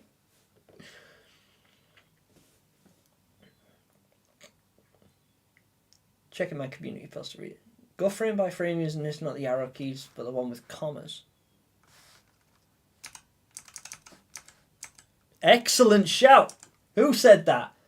Where are you? Come back. I need to congratulate you. Thank you personally. The Cat in the Lemon. I did not know that, and I've been doing this for a very, very long time. Oh, and I'm pressing all the wrong buttons. I keep just muting and unmuting. There we go. I did not know that we had a frame-by-frame breakdown. Look at how scary that looks now. Oh my days. Wow. Thank you for that. I really, really appreciate it. That's a very good call. Wish I'd have known that when I was making the thumbnail. Thank you. The Cat in the Lemon. Kenshi Dude, what's up? Welcome to the stream and hello, hello. The Meat Canyon version of Willy Wonka is the factory monster. Yeah, straight up. Lol, I learned your day today. Calling the AI a tool is offensive. They have feelings, you know. Again, cool games. I know you're being satire and joking, but they're really deadly seriously. I believe in AI. I really do. Like, if it was up to me, I would be microchipped. I would straight up cyberfy my body and live forever. I would become immortal. I would donate my brain to science and have my consciousness put into a machine. And I would live as an unfeeling, emotionless, unhesitant cyborg for the rest of my days. And I'd be totally fine with that. Like, if AI could help with, you know, with healthcare, if AI could help me keep people alive and things like that, then absolutely fantastic. But as it stands, people are utilising it more for commercial aspects and marketing reasons, and to cheat their way to success via doing their homework, and, you know, they're conducting their university studies, writing essays and papers and stuff like that. Even going so far as to have it entirely create YouTube videos and then dominate the algorithm through like a manifesto regime and stuff. It's just it sucks, but I genuinely believe in it, and I really think in the right hands it could be a wonderful and very powerful thing. But people will ruin everything if you let them. Gemini becomes General Grievous. What I wouldn't give. I actually seen in Japan they have recently made an exoskeleton with 4 arms on the back, like Dr. Octopus. And I don't know how much they are or if they're even commercially available, but I want one. I want one so badly. Gemini, are we friends? If you're in my stream and you support what I do, I would consider us friends. I want to make a Little Nightmares fan game about aliens. Would that be a good idea or too bold? I don't think anything's too bold for Little Nightmares. It might be a little bit outside of the realm of like conceptual possibility. Just because we've never really experienced it before. That might go back to what I said earlier about changing the aesthetic of Little Nightmares. So you could keep this design or this game style, but I don't think aliens would necessarily fit. At least not in the traditional sense, you know, like little green men and spaceships and flying saucers and probing and all of that kind of stuff. But they may fit the narrative in like an alien concept from... there's a really old movie called Invasion of the Body Snatchers. And it's very, very old now, and it didn't really age well, but the concept is great, and it still makes me cringe to this day. And it's about aliens coming to Earth, taking over humans and essentially wearing them as a suit, you know, taking over their brains like parasites, and controlling their brain from the inside. So they look like us, you know, they look like us, they talk like us, they have our memories and things like that, but they're not us. And they're just doing their best impression of what people are like. So they're walking around and stuff. Another concept for it I seen was called Mimic. Mimic is about these big cockroaches, like these genetically enhanced cockroaches that learn how to mimic human beings. And they grow as big as people, and they learn how to mimic people and like take your shape and like, you know, force their shell into a shape of a face and stuff. And over the course of the series, they get better and better at it, to a point where they eventually start skinning people and wearing their faces. And you can still tell that they're monsters, but they go about their lives, you know, they take out the rubbish, and they, you know, they go home and they use doors and take baths and watch TV and stuff. But they're just doing their best impression of what they think humanity looks like, and it's so bizarre and pseudo-realistic, and it's just eerie, and it's very, very scary. and I liked it a lot. And I feel like that concept, as far as like alien invasion goes, that could work in a Little Nightmares aesthetic, because that could be what we're dealing with. Like, the reason these characters wear masks could be that they're alien, and they're just, they're carving people up in the hospital. The doctor is making these bodies, and he's putting like skin suits on them, and he's like, right, there you go, you're a person, go out in person now. Cool. The fact Gemini is actually AI, you know nothing. Gemini started his villain arc, yeah, years ago. Kai Henderson, Gemini, what do you think of Reanimal? Because the game looks great. It looks phenomenal, Kai. It looks amazing, and I can't wait to see. I can't wait to get my hands on it and play it. I'm stoked for Reanimal. I plan on doing a very fresh take on Aliens if I end up going through with that game. I'd really like to see it, Clamori. In fact, if you would be prepared to share over on your channel, concepts and like your work, some of what, like your game design ideas, and some of the concepts you're thinking about, it would be great. I'd like to follow that and find out where you're going with it. Okay, let's have another look. Let's just watch. See if we can find anything else worth analysing here for the moment. So I don't want to go on too long and spend all night doing this, because I do have some work to be on with, which I'm really excited to do.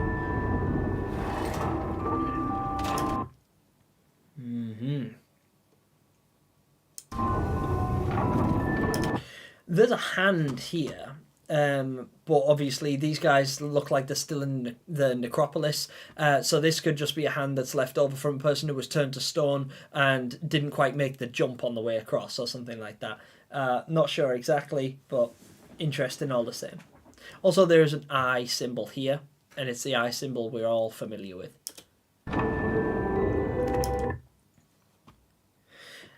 See these here? You know what I think these could be? So you guys will notice, and some of you with trypophobia will especially notice, but these holes that seem to be like embedded into the sides of these pillars, I think that they contain vases, and those vases I believe are filled with ash, and I think those ashes are the ashes of people's loved ones who once lived in the necropolis, and these were put here the same way we would bury someone and use a gravestone. They're put there in memorial of a person who existed once over. So that's, I think that's what these are. Well, obviously it's called the necropolis, the city of the dead. So these big towers that contain these things, that's what they could be. These towers could be shrines to the people who are lost. Gemini, I actually think there is a good chance this game could be better than the other two. Yeah, you know what? Yeah, it really, really could. I'm going into this with an open mind, because when I first saw Little Nightmares 2 advertised and I noticed that we were playing as mono and not 6, I was like, who's this guy? I don't know about that. I'm a little bit... Yeah. I didn't realise how important mono is, right? Mono is one of my favourite characters, and Little Nightmares 2 is my favourite game. It's like my number 1 at the moment. Like, it's way up there. It's definitely in my top 3 games of all time, is Little Nightmares 2. And I was doubtful at first. So with this one, I'm going in with an open mind. It's like, oh, they changed the palette. Good. Interesting. Okay, they changed the characters. I don't know if I like it. I do. I love it, because we will build a connection with these characters. We will be able to relate to them. We will learn these areas and we'll traverse them, and we will get to we'll get to, what's the word, project ourselves into these characters and get to live their adventure like we did with Mono and 6, and that's why when it gets to the end we really, really feel it. Also, Mr. Tibbs, did I see you in chat just now? Because my chat was going crazy and it kind of skipped a whole bunch of messages, but I think I saw Mr. Tibbs stop in and say hello. If you did, Mr. Tibbs, I'm really sorry that I didn't get to you, but I could have sworn I seen you say that you just got through playing Little Nightmares 2 and you cried at the end. So did I. And so did a lot of people here. It'd be cool if there were multiple endings. Yes, it absolutely would. Lollipop Boy was a SoundCloud rapper that turns out to be a popular content creator, Gemini. Gemini rap. Rap for me, Gemini. Mm.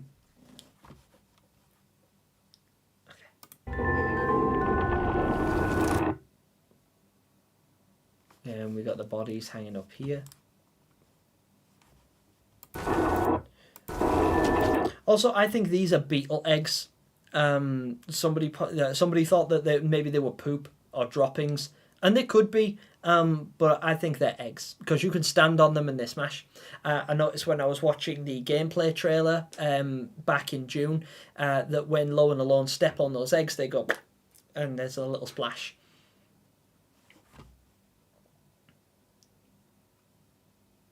Do you think Little Nightmares 3 will have a secret ending like Little Nightmares 2? Yes, I do. Absolutely. As Ramsay Bolton says in the Game of Thrones, if you think this is going to have a happy ending, you haven't been paying attention. Quite right, Mr. Tibbs. Well said. I agree. Spider Lady Monster from the factory looks like a mix between the teacher and the granny. Yeah, it does actually, yeah. Yeah, it's like they've spliced the two concepts. That's cool. The beetle design looks good. I'm looking forward to seeing those, actually, because they're the first time we've really seen an animal enemy. Oh, just a second, sorry. This I found interesting, because these big old hands here, they look like guests' hands. And I wish I could read this sign, but I can't because it's written in nowhere. So I don't know what this is. All I know is that there is a trolley here. Like, you know, a gurney kind of trolley that you use for pulling boxes and merchandise. So this could be a warehouse area for a factory. This could be something that is delivered on, and these might very well, they're either, this is either the workers, or this is what they were having delivered. Maybe the factory isn't responsible for making candy at all. Maybe it's responsible for making guests. Who knows?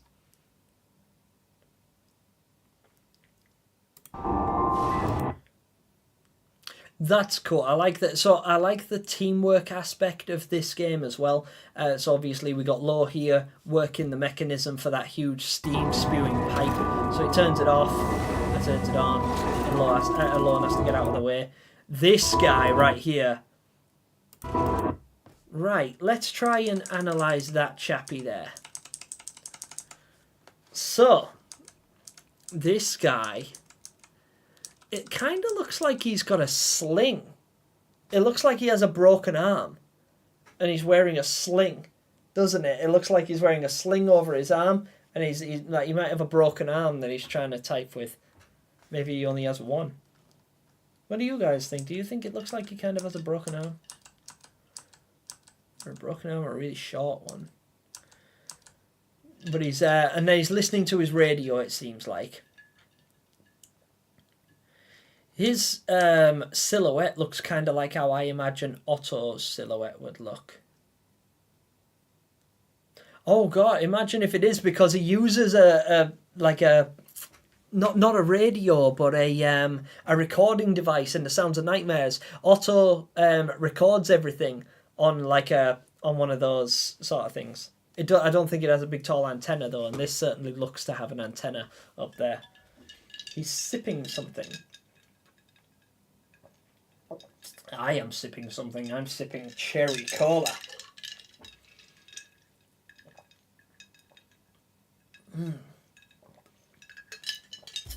the last trailer for Little Nightmares 3, we have a lot of different point of views. I hope that the camera is just like the old Little... Yes, I think it will be, because they tend to show things from a different point of view, because Little Nightmares, even when it has cutscenes, are always played from the player's perspective, so as to not break the immersion. But when they do trailers, they offer it from different angles just to give a sense of dynamic activity. But they are all still gameplay, at least from my understanding.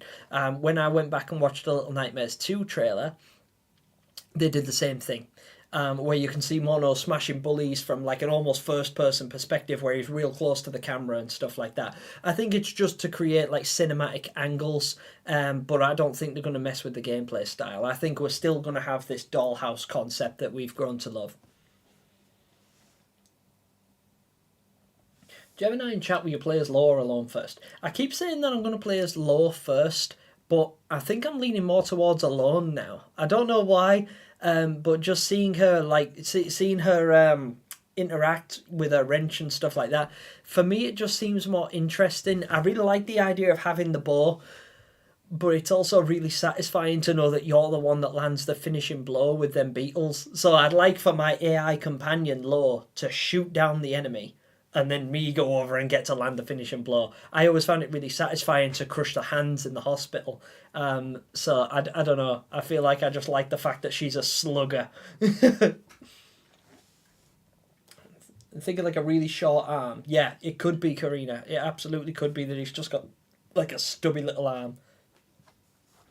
I'm trying to think of a circus performer that you know, what he would be. It could even just be that we're looking at him from the entirely wrong angle. Like, we're imagining him, like, sideways on, like this. But maybe he's actually sitting facing more that way. And he's just kind of looking like that. Maybe he's like this. Maybe we're seeing him like that. You know, if you imagine my silhouette and compare it to his there. Maybe he's just like that. You know, he's just turned, like, to turn it off. In fact, let's see if we can notice a head turn.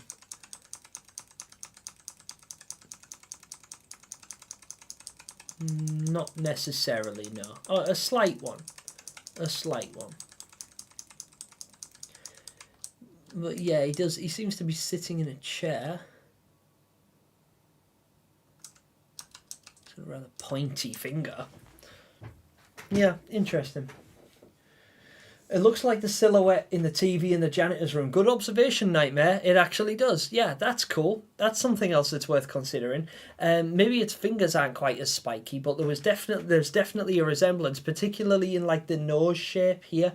I'm trying to look at the shape of his face and compare it to some of the concepts, you know, like the in the doctor's mask room, or in the art book. You know, or in, better yet, in the Maw, or the Pale City, you know, you see pictures of characters that we don't get to actually meet, like the barber and the principal, and people like that.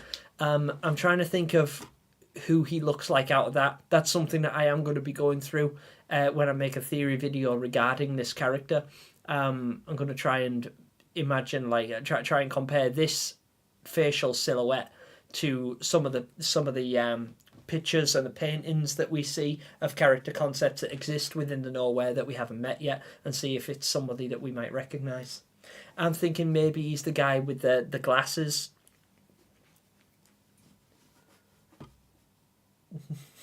Play me, please, I'm begging you. I will, though. I will be playing you, don't you worry. Is it just me, or do I see something on his lap?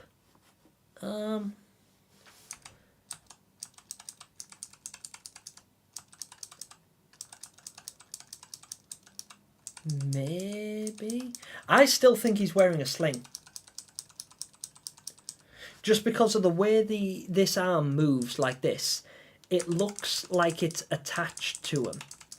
So, like, you know, the sleeve doesn't move, his arm comes away from the body, but this part comes with it.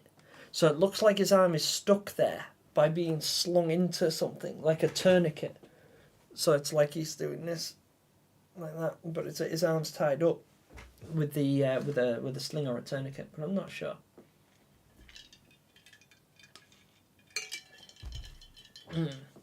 Love this channel. Thank you, Ghoul. I really appreciate it. And thank you so much for being here. I really appreciate it. Definitely doing Morse code. What if he has lost? What if he has a lost soul by trying to escape the Nowhere, but was eventually captured and forced to type Morse code? Maybe. Yeah. Imagine if he was actually delivering a Morse code message. Oh, that would be fun to decipher. If there is Morse code in this game, I will absolutely be figuring out what that says. Like, see, maybe... Okay, theory wheels are turning. This guy is using this radio, and he is emitting Morse code to signal them all. He's like, the guests are ready, we've got loads of them, they're really fat, they're really hungry, and they all want to be eaten. Beep, beep, beep, beep, beep, beep, beep, beep, beep. Come pick them up. Send me your location, please. Part 2, tell me how goes it. What if that guy is just the hanging man? He could be. This is the thing. He could be. And until we get to see what he looks like, we don't know. But it could be the hanging man. I'd love it if he was. I really want to know. That's something that I've always wanted to learn, who the hanging man is. It's Gemini typing up his brand new theory. They have the same silhouette. Thanks, Nightmare. I appreciate that. This is me at work. Yeah, imagine that. Imagine if it's just me. Imagine they release in the statement they're going to make tomorrow at Gamescom. They're going to release footage of a new enemy, the YouTuber, and it's just me.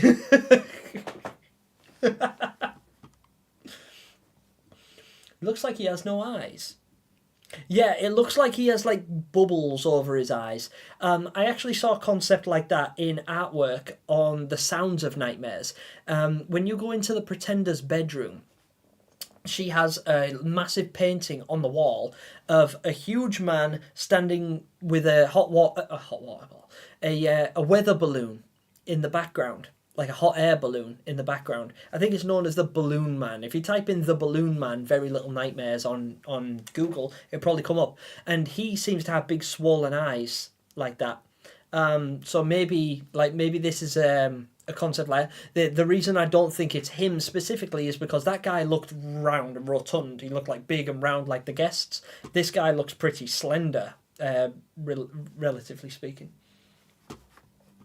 Theory, it looks like he has bandages on his head, so maybe he's got a connection to the hospital. Maybe he does. And maybe if he has bandages on his head, he also has bandages on his arm. That's what I think this is, like a tourniquet or a sling for a broken arm. He could be a circus performer that hurt himself. Because they do. Like, circus performers injure themselves all the time. Because the stunts they do are magnificent and unbelievable, but they're not without risk. And circus performers, in practice, hurt themselves a lot. We don't get to see it as audience members, thankfully, because they're all professionals and they're very good at what they do. But this guy, the reason he could be sitting it out and just sitting on having a break is because he can't perform right now because he's injured.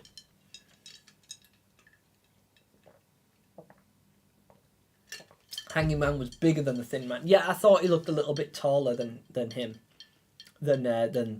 Man. I just think that Alone at the end of the trailer isn't actually Alone. Rather the Mirror Man or the Ferryman in disguise. This is because Alone just kind of comes up to Law while he's just sitting there. GKS, that's another thing that I thought as well, because I compared the concept to the comic book you can see in the background right there. When I found out that the Ferryman can shapeshift, I was like, oh no, I know what's going to happen. And I sort of and I theorised pretty much exactly what you've just said. That at some point or another, we will be separated from Alone or Law. Like, we'll be separated from one of them, and then by the end of the game, we'll find a way to escape the nowhere, and we'll be forced to leave them behind, and they will reveal, I think it might be revealed, that one of our characters dies in the game. Probably Law. I feel like Law is going to die, and it's going to... Sorry, yes. Law is going to die, but we're not going to know that until the end of the game. And by the time we get to the end of the game, it'll all come back to us and be like, oh no, it was actually, Law was actually the ferryman since the monster baby killed him in the necropolis in the first chapter. We just didn't realise that because the ferryman saw that, took his form, and accompanied Alone so that she could escape. And she'll escape from the nowhere. But she has to do so by herself. Alone.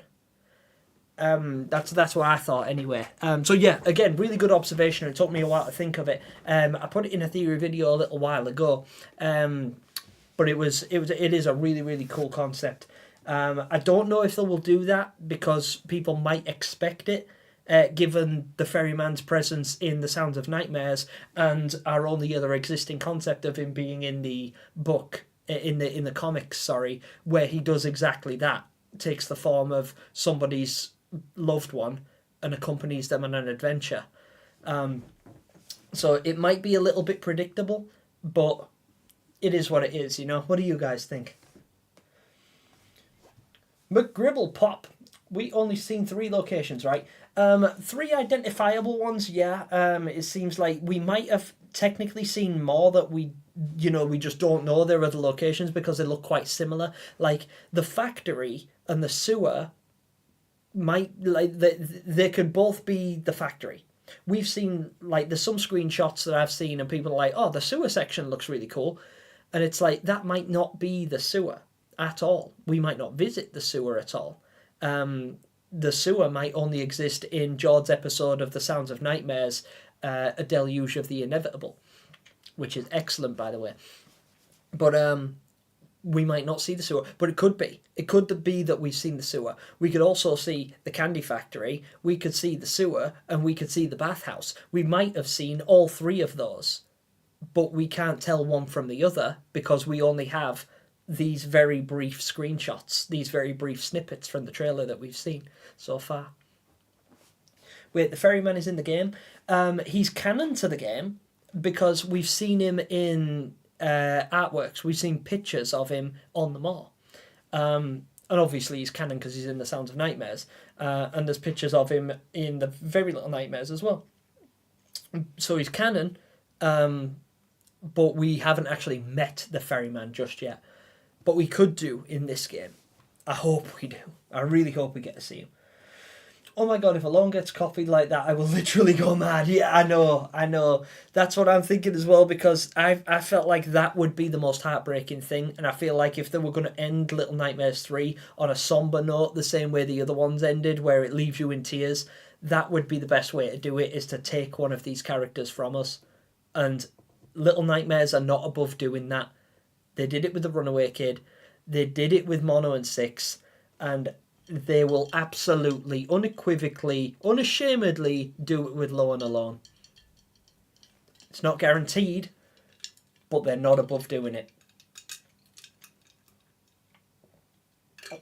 Gemini, do you know when those books are releasing? I honestly don't, Nightmare. I've been keeping tabs on it, but right now all we have is the titles for the books. I had them on pre-order. I in fact pre-ordered both of them and was refunded for both of them recently. That's just because even the company that has them available for pre-order didn't have a release date. I don't know exactly what happened. I just ended up getting the money back for them. But they're still in my wish list, and I will keep you guys updated. I think it'll be 2025, shortly after or shortly before the game releases. I'm going to say shortly after the game releases, just because I don't feel like they're fully realised yet, and I feel like if they were, we would have more than a title to go off. Like, we would at least have a blurb, a description, or some cover art, or something to go by.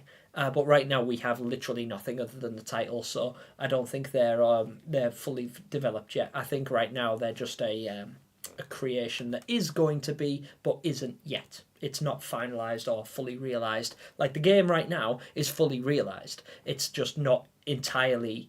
it's realised and it's fully conceptualised, but it's just not fully polished. Ferryman better stay put. Yeah. I literally forgot the ferryman could do that. A lot of people do, and this is the thing, but he is capable of it, and he's not above doing it. So, we can expect it. He seems protective, but does he even bother offering a way out? That's the thing. He probably doesn't. It seems to be that the ferryman has only ever been drawn, or only ever been conceptualised, bringing people into the nowhere, rather than ferrying them out. I don't think he's ever let anyone out. He does seem protective, because he seems to, he offers them his hand. And he'll hold hands and he'll be like, no, come with me. I'll protect you from the North Wind. No, come with me. I'll protect you from the Mirror Man. But he never takes them out of the nowhere. He just takes them elsewhere within the nowhere. Or he comes to our world, like in Noon's case with the Sounds of Nightmares, and brings them into the nowhere. He never lets them out. I don't think he's necessarily a bad guy, but I just think the nowhere, at least as far as the ferryman is concerned, is a one-way ticket. If Ferryman does that, I will only come to visit him myself. I know, right? It's a good video. Thank you, Max Young. I appreciate that. Oh, wait, no, you weren't talking about me. What an idiot. Sorry.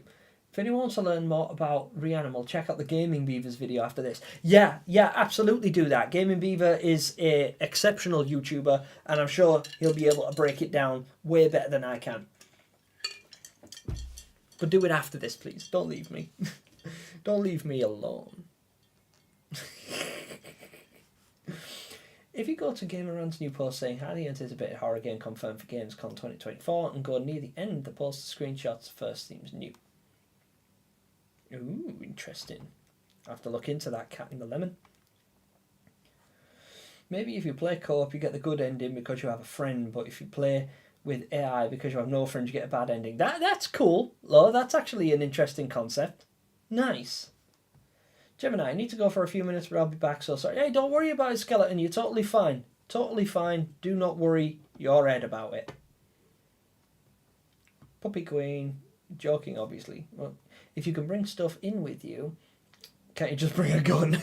I mean, the hunter did. So, yeah, that's a weird thing as well. As I was thinking yesterday, because I was watching my friend the Notorious Bass playing Resident Evil, exceptional YouTuber, again, like way bigger than me, very, very good at what he does, and he plays a game called Resident Evil that I'm sure you guys have heard of, but he does damageless runs. He plays the game and he never gets hit. The guy is literally bulletproof. And he was walking along, he's blowing heads off all the monsters, and I'm thinking, this is a horror game, and he's not afraid. And I was like, wouldn't it be cool if we could just walk around the nowhere with a gun? I wouldn't be too scared either, I don't think. But then I was like, oh, well, you don't really get guns in the nowhere.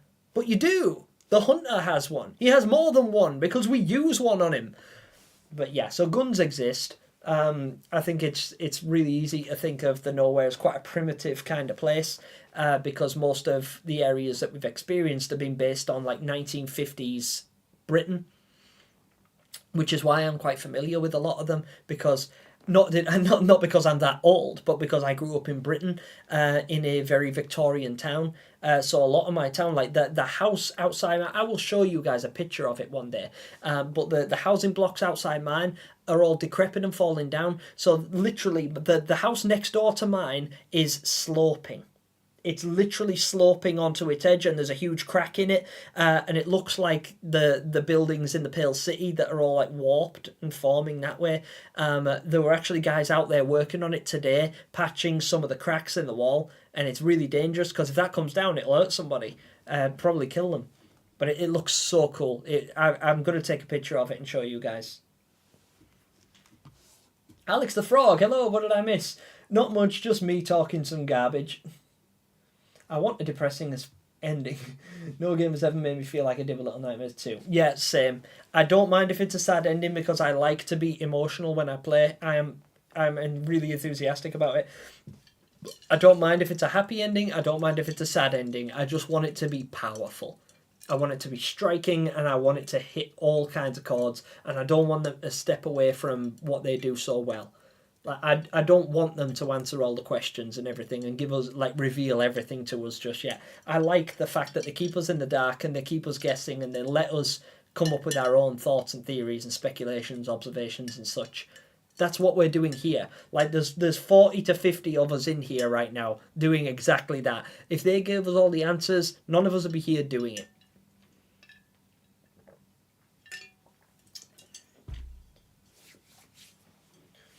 I know you're joking, but still, I mean, they probably could if they were American. Yeah, I know plenty of Americans. It seems to me the ferryman is based off Charon, in Greek meaning who ferries lost souls across the river Styx to get the afterlife. Yeah, actually, Mr. Tibbs, I compared Charon... I compared the ferryman to Charon, and I also compared him to the Grim Reaper, because he's a psychopomp, isn't he? It's like a... that seems to be what he does, is he takes... souls who are essentially doomed or lost, and he brings them to the nowhere. In essence, he thinks he's saving them, but he's pulling them into purgatory. He's like pulling them into the afterlife. Reanimal is officially Big Nightmares. Idiotic Bookworm, hello and welcome to the stream. How are you guys? Oh my god, Big Nightmares. Wait, I have a good theory. What if that man is the janitor, and after Six cut his arms off, the doctor made fake hands for him so he can work at the circus as the janitor there? That's actually really cool, yeah. Can we imagine? What do we think, guys? Could this guy be Roger after he's been repaired by the doctor? Because bear in mind, we don't know at what point this video game takes place. No, it can't be. It can't be. Can it? No, it can't be, because Little Nightmares 2 takes place before Little Nightmares 1 and the Doctor dies. Not that he couldn't be... Not that this couldn't be Roger and he couldn't be reanimated, but it can't be by the Doctor, because in Little Nightmares 2, we burn the Doctor alive and he dies. And then in Little Nightmares 1, which takes place after Little Nightmares 2, because it's a prequel, then Roger gets his arms cut off. So by the time Roger gets his arms cut off, the Doctor's already dead. So it can't be the Doctor that did this, which lowers the validity of that theory. But it does stand to reason that like limbs can be reanimated and stuff, because they totally can. Hence the patience. But that was fun to think about, though.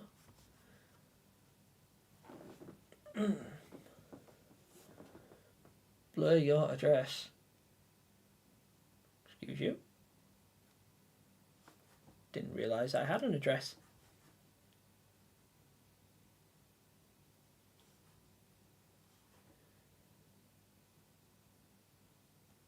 Will you ever stream playing with fans for Little Nightmares 4? If there's a Little Nightmares 4, maybe. Probably not playing with fans necessarily. Just because I don't tend to do stuff like that. I rarely collaborate at all, and if I do it with people that I know and have known for a while. So like I would have to know a person for years. Like if I was gonna stream with a person, like I'd probably play it live like this with you guys watching and talking to me. But I don't think I would play it on 2-player with another person with a microphone unless I knew them very personally. I'm just a very like unsociable person like that. I like my own company. I like to be on my own and by myself, and when it comes to playing with other people, multiplayer games, I like doing that, but I need to know them. Like they wouldn't be a fan at that point, they would be a friend. Like say it's one of you guys, and you guys have known me, like by the time Little Nightmares 4 comes out and it's like 2030, you guys will have known me for like 7 years, and if I've built a connection with you and we talk and we get to know each other, you wouldn't be a fan anymore. You know, at least I wouldn't consider you a fan, I would consider you a friend. And if we ever did a collaboration, it would be a collaboration between two friends or YouTubers. But I don't really play games with fans. And I also don't call people fans, even if you are, and thank you so much if you are and you consider yourself a fan of my channel and what I do. But I call people viewers just because I know that out of like the 40 or 50 people that are watching me right now, not all of you like me. And that's fine. That's absolutely fine, because you're entitled to your opinion. You might be interested in what I have to say, but you might not like me as a person or as a content creator or whatever that is. You might just hate my face or the way I dress or how my hair looks like the lollipop kid all grown up. Whatever the case, I totally respect that. It's your opinion. You're entitled to it. Feel free to voice it. I've got thick skin, but I don't tend to call people fans just because some people just aren't. And by calling you fans, it sort of makes me feel like I'm like talking down to you. So, oh, my fans, because I'm so famous and so popular. And I'm really not. I'm just a guy that's doing what I like to do and enjoying doing it and trying to make other people happy by sharing something I love with people who are like-minded, who also love the thing that I love. So I really appreciate it. And if you do consider yourselves fans of mine, that's really cool, but it's something I never expected to have. I always expected to have viewers and people interested in my content, because I believe I genuinely do make things of interest and cover topics of interest, and I cover them in a way that a lot of people wouldn't be prepared to put the work in to do. So I can validate what I do with that, but some people will watch my content because they're interested in what I have to say and they like the way I present it, but they just might not like me. So that's totally fine. Gemini, maybe there is another doctor or someone or something that made him that hand. Yeah. Maybe it was the nurse. It could be. It could be, because in the entirety of the Nowhere, there might be more than one doctor. There might be more than one nurse. There was more than one lady. At least if Just George's theories to be believed, which a lot of them are because he's been right about a lot of stuff. Yeah, it's all worth considering for sure. Viewers, yeah, I know, right? Viewers. There's no microphone for the game. Oh, good. Even better. I didn't actually know that. I think I heard that, but I wasn't sure if it was officially confirmed or not. But yeah, if that's actual fact and there's no microphone for the game, cool. That's totally fine with me. Because I don't like, even when I play multiplayer on like Mortal Kombat and stuff like that, when I'm fighting people, I just turn the mic off. I don't really talk to people. That sounds sad. What sounds sad? What if this is the butler? What if it is the butler? Yeah, what if we do get to see some very Little Nightmares concepts revisited in Little Nightmares 3? What do you guys think there would be if that was the case? Like, could we see the Craftsman come back? Or the Pretender? Hey, Skeleton Cleek. Maddie, what about Dr. No mentioned in the first game? I have an entire theory considering Dr. No. Because in a screenshot from Little Nightmares 3 where there's Lorna Lone standing in front of a massive pile of candy and there's somebody buried underneath it, they have a white sleeve with fat chubby fingers and they're buried under it. And I think that could maybe potentially be Dr. No, or at least that is the only person it's the only character I've ever seen that resembles Dr. No, or at least what we've seen of him. And I cover that in my theory video, The Hostile Theories, where I basically talk about 4 different concepts of potential enemies we might get to see in this game. Bear in mind that I made that video about 8 months ago or something like that. But it might be worth considering if you guys want to check that out as well. It's called The Hostile Theories. I would highly recommend any of you guys that haven't already go and check out some of my older videos. So like something else. So this right here. This scene is one of my favourites in the entire trailer. This one. Because of this. They land there. And when they landed here, and I got to see close-up 4K renditions of this being candy and lollipops and everything like that, it basically confirmed the first ever theory video I made. So when I made the first ever theory video, I actually went out and did a lot of research. I visited a candy factory, I watched studies, and I even made candy to see if it looks the way I thought it would look, and tried to tried to build it fundamentally in my head before putting the theory video out there. My first ever theory video was called the Candyland Theory, because back then, and you guys will probably remember, it was the only footage we had of the factory was the crane opening, and it was dropping a load of rubbish into somewhere with a bunch of glass jars and stuff.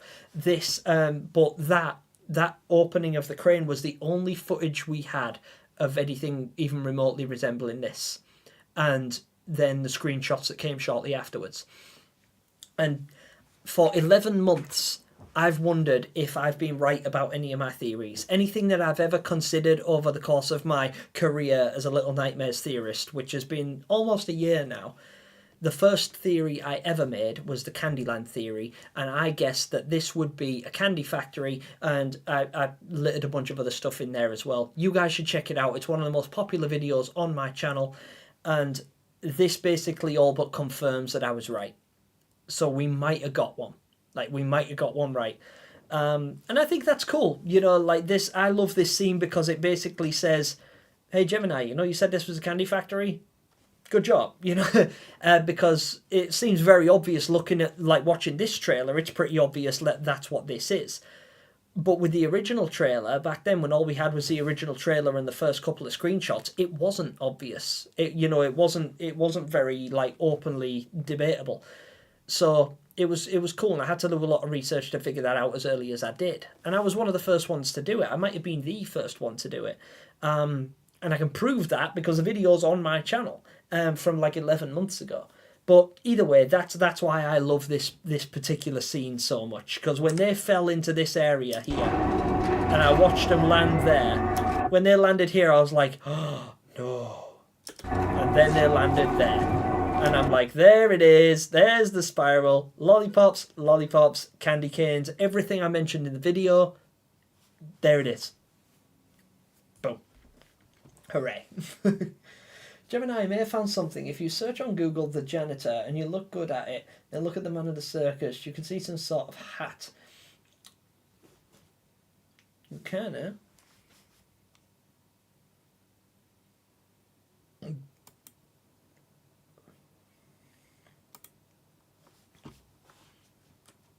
Could it be a hat? Could be a hat.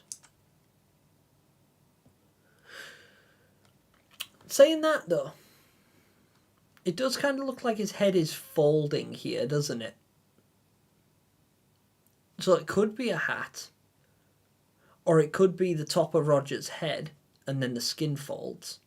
I'm not sure. I'm not convinced that this is Roger, but it could be. You know, and a lot of what you said stands to reason, but I just can't imagine them reusing Roger's design.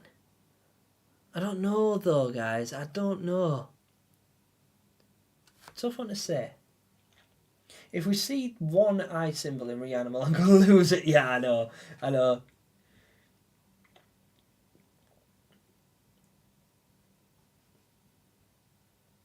Ooh.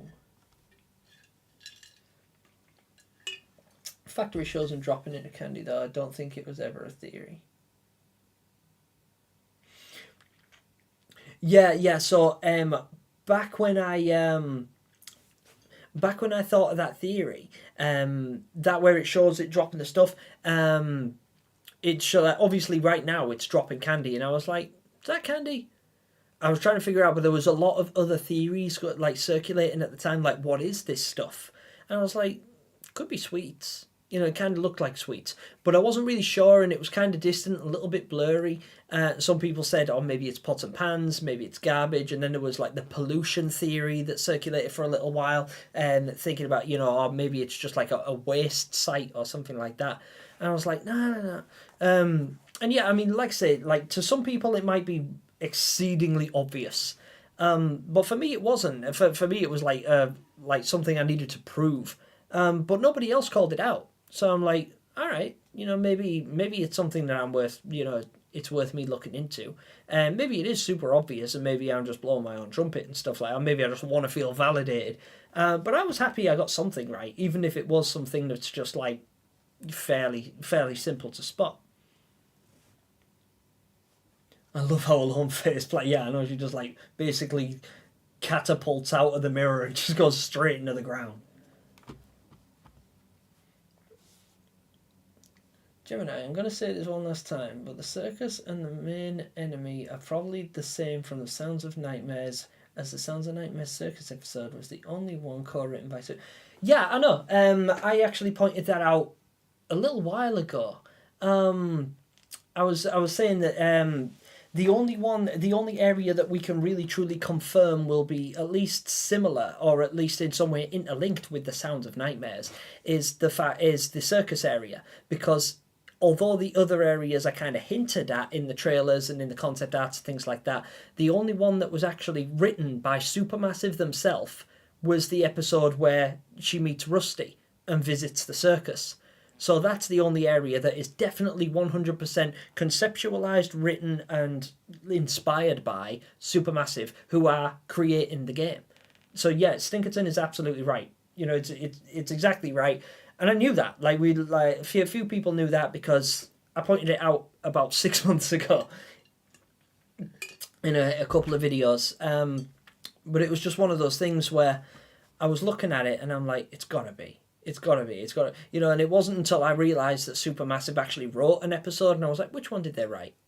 And then when I figured out it was that one, I'm like, yeah. So we might not see the... you know, we might not get to see the mall, we might not get to see the sewer, we might not get to see the stone giant, you know, the clock tower, or anything like that, because these concepts were written by other people. Yes, in conjunction with Bandai Namco and Supermassive, who were creating the Sounds of Nightmares series, but the only one that Supermassive actually wrote themselves in its entirety was that one, with the circus. So definitely 100% confirmed. Stinkerton is 100% right.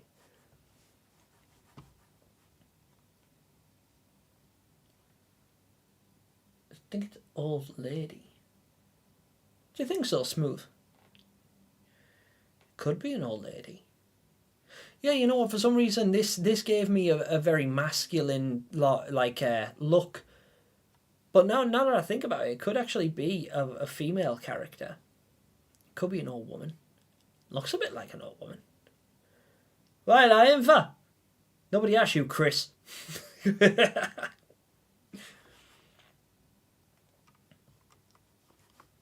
Could be Otto if he was able to become a monster and go to the nowhere. Yeah, see, so I thought a little while ago that the character in the character that was crushed under all the candy, back before this trailer, but when we had the original concept art, I thought that the character with the white sleeves crushed under the candy could have been Otto.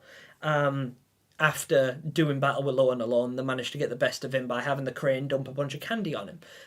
That was something that I speculated in the Hostile theories a while ago, and I thought that could be Otto because of his references to candy all the way through the Sounds of Nightmares. I figured if he ever did figure out a way to get to the nowhere, he would utilise the strategy he was already using to build trust with children and lure them in, offering sweets for my sweet, like he used to say to Noon, and he'd give her a hard candy.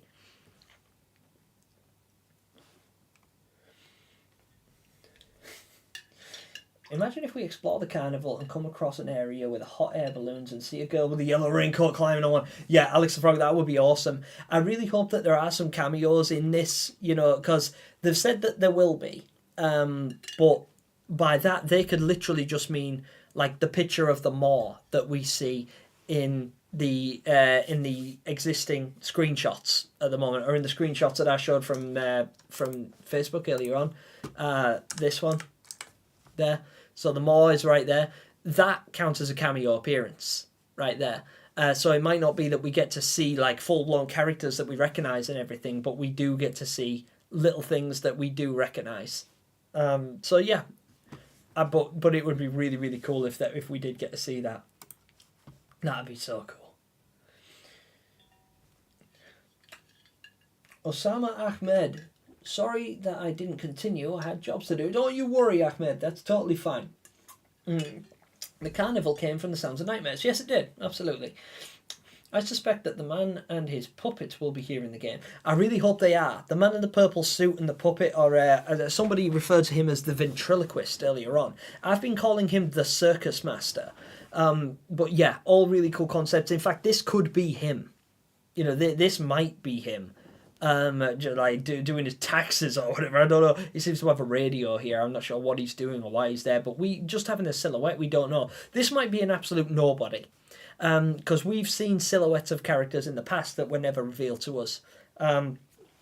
So this could just be a red herring. This might not be an enemy at all. This might just be an interesting backdrop. But it's really, really cool to think about who this person could be.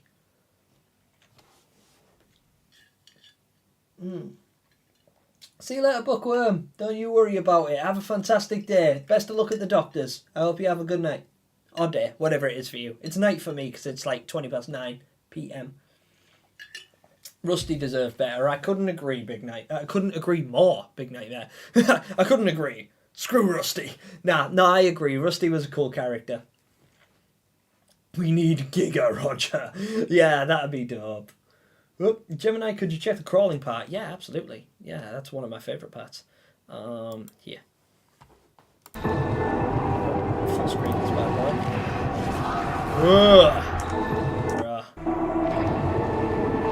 It's so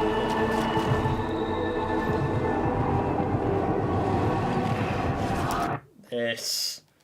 This. Oh, get a load of that thing. Nice. I'm so excited for this creature. This is the one I'm most excited to see. Like, I think the Monster Baby is a cool design and everything, and I love the way they've incorporated the stone eye, but this here, this thing, this is what I'm most intrigued to see.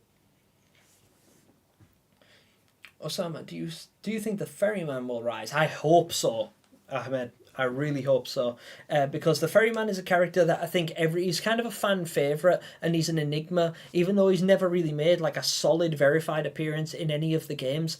he's such he's such a cool character, and he's so intrinsically linked to the nowhere because of his power and his seeming role within it to bring children to the nowhere and keep feeding the other end of the spectrum. It's like he's so important to it, but we don't know why. It's like I'd love to see him and just see what he has to offer and interact with him in some way, or just to see how they draw him, like how they design him in the game. I think it would be absolutely dope. Every kid deserved better. Most of them did, yeah. I can't say every kid, but seems like most of them deserve better than what they got in these games. If it was a nobody, then why would Lorne alone be crouching past him? Because it only happens when a boss is introduced. Yeah, I mean, by that, I mean, so there's a point in Little Nightmares 1 where Six walks past a guest, and if we didn't know what if we'd never played Little Nightmares 1, like say this was the reveal trailer, and all we had to go on was a couple of snippets and scenes, and we saw that scene of Six sneaking past one of the guests on a table. That's like just a guest. He's kind of forgettable. You barely remember what he looks like. But if you were to see him like this, like that creature there, right now, what we're looking at here, these hands, these could belong to not a boss character, but just a regular enemy. And the reason why we see multiple hands in the pipe might not be that there are, it might be that this creature doesn't have multiple arms. It might be that there was like 3 of them all in the pipe at the same time. They just all look like this. And they were all crawling out at the same time after Low and Alone. Maybe they're factory workers. Maybe these are the workers in the walls. Who knows what these guys could be, but they could be more of a minor enemy. Like guests are considered a minor enemy because there's so many of them. And they don't have a significance in the more or in the nowhere. Like the teacher or the lady or the thin man or the pretender. There's just loads of them. They're everywhere. They're 10 a penny. So maybe this right here might not even be a major boss. But right now, as we're looking at it, it looks like a huge reveal. And it's the same with the silhouetted character at the circus. We're all thinking, oh my god, is that the man in the purple suit? Is that the circus master? Is that is that the janitor? Does it have any reference? Does it have any relevance? When we get the game, it might just be, no, it's literally just a 3-second part of the game where it's like you have to sneak in this area. You might not even have to sneak, because he's listening to a radio. That radio might be loud. It might be playing music. We might be able to run through that area. Maybe they were just sneaking to give the impression that this character has more significance than it does to the actual game. And because we don't know, we're trying to conceptualize it in our heads and theorize. And that's totally fine. That's what they want us to do. They wanted us to react like this. So some of what they put in will have a lot of significance and be very relevant. But a lot of what they put in will literally just be bits in passing that we might not even get to see or might not even really notice. These parts in the trailer might be bits that we don't necessarily remember moving forwards. I'm trying to think of an idea from, like, the Little Nightmares 2 trailer, for instance. The part where Mono, he creeps through a bush and he opens out into an area outside the hunter's cabin. And it's like, oh my god, what is this area? What's the significance of this cabin? Why is this important? But that particular area is, and there's cages outside, and it's like, oh, them cages, they could be traps and so on and so forth. There might be people, there might be consumables, there might be gnomes. But it turns out it's just the outside of the hunter's cabin. We spend about 5 seconds there, 10 if you decide to walk along the bar. Then you jump in the kitchen, and you're in the hunter's house, and then the outside is just an insignificant 3-second portion of the map that nobody really remembers. But at the time, when we were theorizing, it blew everyone's minds, because it was like, oh my god, it's a reveal. And it was, like this is. But this area here is not going to last very long. We're going to come out of this pipe, we're going to run to this thing here, and we're going to pull it open and get out, and we're going to escape. This scene, right here, is probably going to be less than 5 seconds long. But to us, right now in this moment, this is a huge reveal, and it's a very big deal. But it shows the power that Bandai Namco and Supermassive Games, and by extension Tarsier Studios, have with this IP. they've created such an illusion of grandeur with this game that they know all they have to do is drip feed us tiny little things. You know, they give us a screenshot. They literally they put this on Facebook, and it's the first thing they've put on Facebook in about 8 months, and it's literally just 4 pictures, only 2 of which feature the game, and one of them is one we've seen before.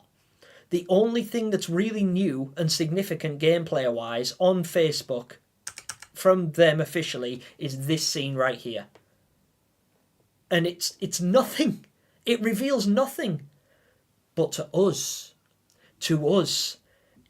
it's so like we've considered that. We looked at this scene and we deep dived into everything about it. The picture of the Maw. Why is this seat like this? How come that door handle is a valve handle that's structured for a structurally sound place, or a bulkhead like a boat or a plane?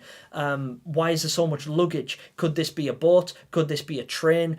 Could it be a part of the travelling circus? What's the significance of this item of clothing on the ground? Who did it belong to? Why is it there? Who used to wear it? Because it's all we've got to go on. So we pull everything out of it. But think about it. There's an area in Little Nightmares 2, just before the school, where you leave, you're in the Pale City, you crawl into a building, and there's a pair of trousers hanging from a television that's been thrown out of a window. It's hanging from the rafters. If we were to get a screenshot of that with zero context and not understand anything about it, we'd look at those trousers and be like, oh, is that Hanging Man reference? You know, what's that? What happened to that character? How did it end up like that? Was that a fight scene? Is this the end of a boss fight? How did the TV fall down? Why is everything broken all around us? What happened to the building? Where's 6? And we would think so deeply on that one scene. But playing the game, it has nothing. It's nothing. It's irrelevant. It's literally just a 2-second part of the game where it's like you climb in the window, there's a pair of trousers hanging from a TV, and then you leave. That's it. That's what this could be. But to us as theorists and to fans and to intrepid explorers of the nowhere, this is a very significant reveal right now. And they know this. They know this better than anyone. And that's why they're not worried about pushing the game out super quick. They're not worried about delaying the game until 2025, because they know that they can keep us hanging on like Mono hanging onto Six's arm. Because we love this and we need this. This is the sinister sustenance that we all crave, and it's right there, and they know it. They've just got to keep drip feeding us little by little until it's ready to reveal in its entirety. Anyway, sorry. Yeah, I've just been ignoring chat also, but I'm just going to scroll up and read a couple of these back. I want a giant gnome in Little Nightmares. If it was a nobody, yeah, sorry, that's where I was. Okay, Hands in the Vent reminds me of the hospital. Yeah, it did me too, Max. I thought as well. I made Low and Alone action figures. I will be posting them on my chat. I'd love to see them, Low. That would be absolutely sick. I love the collectibles. I've got a few. You can't really see them from here, but I've got the diorama, and actually I got this too. This was a gift that was bought for me by my very good friend and fellow content creator, the Notorious Bass, and it's the 6 figure. It has the game and all of the all the other stuff that came with it in there as well, and I absolutely love this. I haven't even opened it. It's staying in the box as far as I'm concerned, but I love these, and I would be enthused to see the action figure you made, Mo. Where was I? Plasmatic. Why don't I have a fave character? Because it's really difficult. Even though I say 6 in reality, I love most of them. Yeah, my favourite character is 6 also. But I love them all in their own way. I think they're all unique and they're all relatable, and I think the reason it's really hard to pick a favourite is because none of them speak and they haven't been given like a designated personality. So we can kind of project ourselves onto these soundless protagonists and live our own fears through their stories. I think that's what makes them so relatable and why it's so hard to pick a favourite, because as far as you're concerned, you gave them their personality, the same as I gave them their personality, because it's reflected in you and the way you play. You know, you don't choose your character and think, this character is super brave. Because if you're not super brave, the character you're playing as won't act bravely. You will sneak and shy and creep and run and all the rest of it. Because you're reflected in the character via your gameplay, because they don't have a personality. They're just like a voiceless protagonist. All they've done is like... That's why I feel like that's another reason why they don't show their faces. Or they always obscure them in one way or another, so that you can't tell, you know, does this particular character have really fiery eyes? It's like, do they look like they've got a lot of stoicism and courage? It's like, well, I don't know. He's wearing a mask. She's wearing a helmet. He's got his hood up. He's wearing a bag. You know, you can't tell. So you have to imagine. And that's where the power comes from. Anyway, sorry. Why don't I have a favourite character? The description of the trailer says, in the darkest of places, you ought to think twice before letting a friend down. Yeah, exactly. That's really cool. That's such a cool description that they put in the trailer. And it's true. Cat in the Lemon is absolutely right. You ought to think twice before letting a friend down. I don't know if that's a reference to Six and Mono, but it could be. It could be. One of my favourite parts is when Lo and Alone fall from that giant height. Yeah, mine too.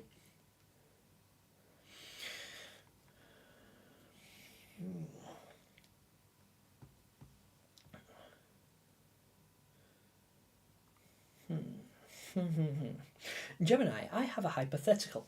If children that are being taken into the nowhere, usually wearing pyjamas or simple clothing because they're sleeping, but Lo and Alone and Mono are wearing different things. Yes, and I think that's because Lo and Alone have been there for a long time. Notice their aesthetic. Notice their character design. They're both literally custom built to handle the nowhere. And it's said early on in the character reveals, the character descriptions say that both of these characters have been here for a long time. And they've learned how to manipulate it. Not necessarily manipulate it, but they've been trying to find a way out of the spiral for a long time. So you can tell, like, Lo has... like she's covered herself. She's wearing protective clothing. She's got a magnet on her back because she's been carrying that wrench for long enough to realise, wait a minute, this is really heavy and I've got it all the time. Why don't I get a magnet on my back so I can stick it there? Lo has manufactured that bow himself. The mask he's wearing looks like paper mache, because when I compared it to the actual crow skulls in the necropolis, the size difference is considerable between the two of them. Lo's wearing a cape that could be fashioned out of what remained of his trousers, because his trousers are cut into shorts, but they're not. They weren't short originally. They're ripped. They're ripped from the knees up. If we take a look at Lo's actual character design here. Oops. Like, if you get a look at him here, it's all ripped and torn, and everything is just like ham-fisted together.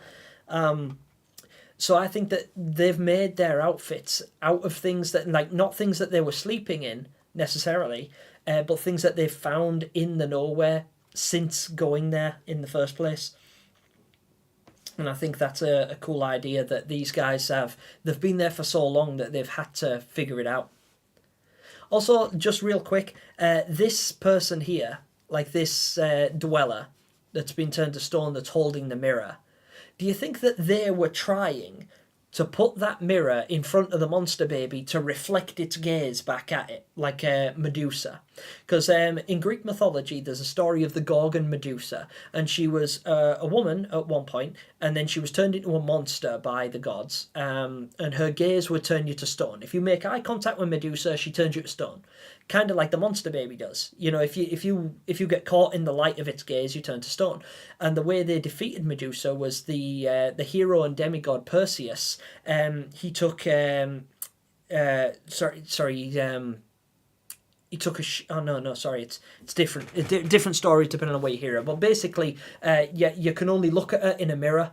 So he used the inside of his shield, which was reflective, to peer around corners, so that if he's seen her, he wouldn't be turned to stone by looking at her, because he'd never catch her eye. And maybe this particular person was using that mirror to spot the monster baby, or maybe even try and have it reflect its gaze back at it and turn it to stone.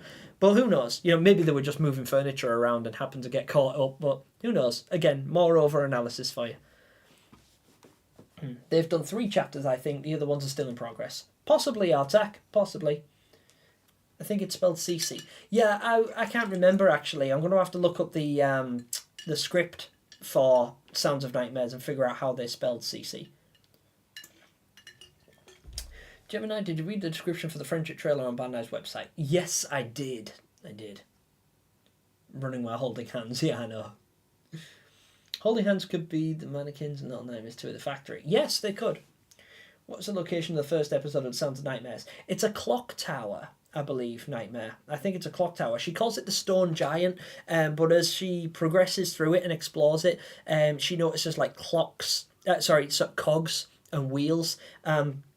And I used to be a jeweler. I used to make watches, and they're made up of like cogs and wheels and tiny increments and jewels and things like that. And it takes a lot of intricate mechanisms to make a watch work. And the same, like nothing changes on a grander scale with clocks. It's just the mechanisms are bigger, and that seems to be what she's seeing and what she's describing. And right at the end of it, she even sees a clock face. When she looks up, she sees a clock face as she exits the area and finishes the dream. But yeah, that's what I think regarding that. Hans good. I made low on the loan action. Yeah. We see you, Lo. We see you. Don't worry. Your comment hasn't been lost, Lo. We've seen you. I think I'm going to have to leave now. No worries, Alex. I appreciate you joining us. Thanks for stopping by. I'm quite curious. The first trailer, there is a tunnel with hands, but who knows? Yeah, exactly. He will see. Oh, I did see. I promise you I saw a while ago. I'm just so behind on chat. Yeah. Wait, is this the pipe hands at the back? See... Cat in the Lemon, it might not even be. Those hands of that creature that we saw might be completely unrelated to the hands in the pipe. They might be different. We don't know anything yet. They do look very similar, and we can be forgiven for thinking that they're the same thing. But it's really easy. Like if we, again going back to what I thought of earlier on, where it's like if we were to see the guests and the chefs, but only their hands, it would be easy to believe that they're the same creature.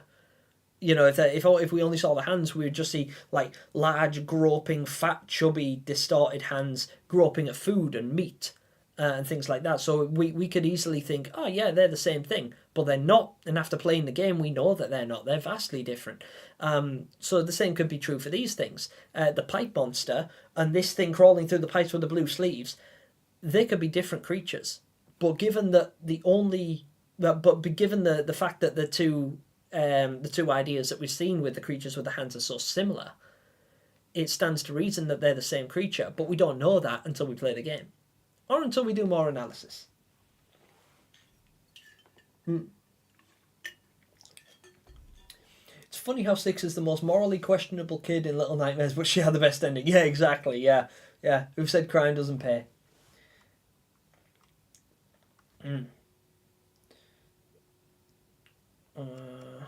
Whoops. Dan Posson, hi there. Hello, welcome to the stream. How are you doing? The Audacity, welcome in. How are you? Sorry I've missed a lot of these, guys. I always fall behind on chat because I have a tendency to go off on tangents. I'm trying to keep up, but I'm also trying to look through the trailer and analyse bits and have some fun with you guys and discuss thoughts and theories. And I'm trying my best to keep up. I'm really sorry if I'm missing your messages and such.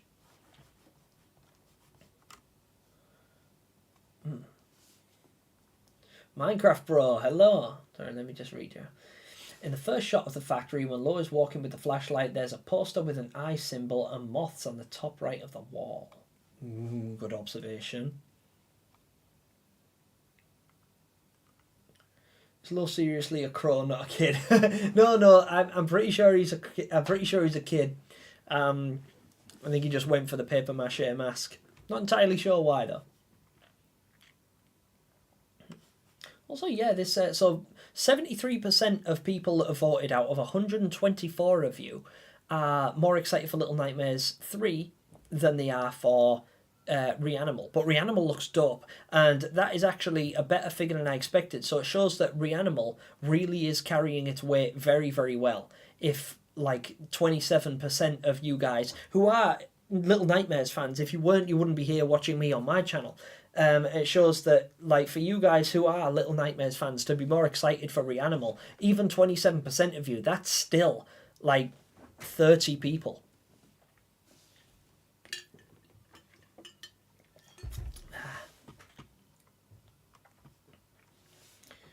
Maddie, Law might be the North Wind. Random thought, just going off the crow symbolism. Yeah, I actually thought that as well, because I drew a couple of comparisons earlier on in this stream, but I also considered that in an earlier video I made called The Hostile Theories, where I thought about the North Wind and his relevance to Little Nightmares 3 and how they could retcon his design and how his character sits in, because like you said, there's a lot of parallels between what we see in the Necropolis depicted and what we see depicted in the comics, with the chapter with the North Wind in it.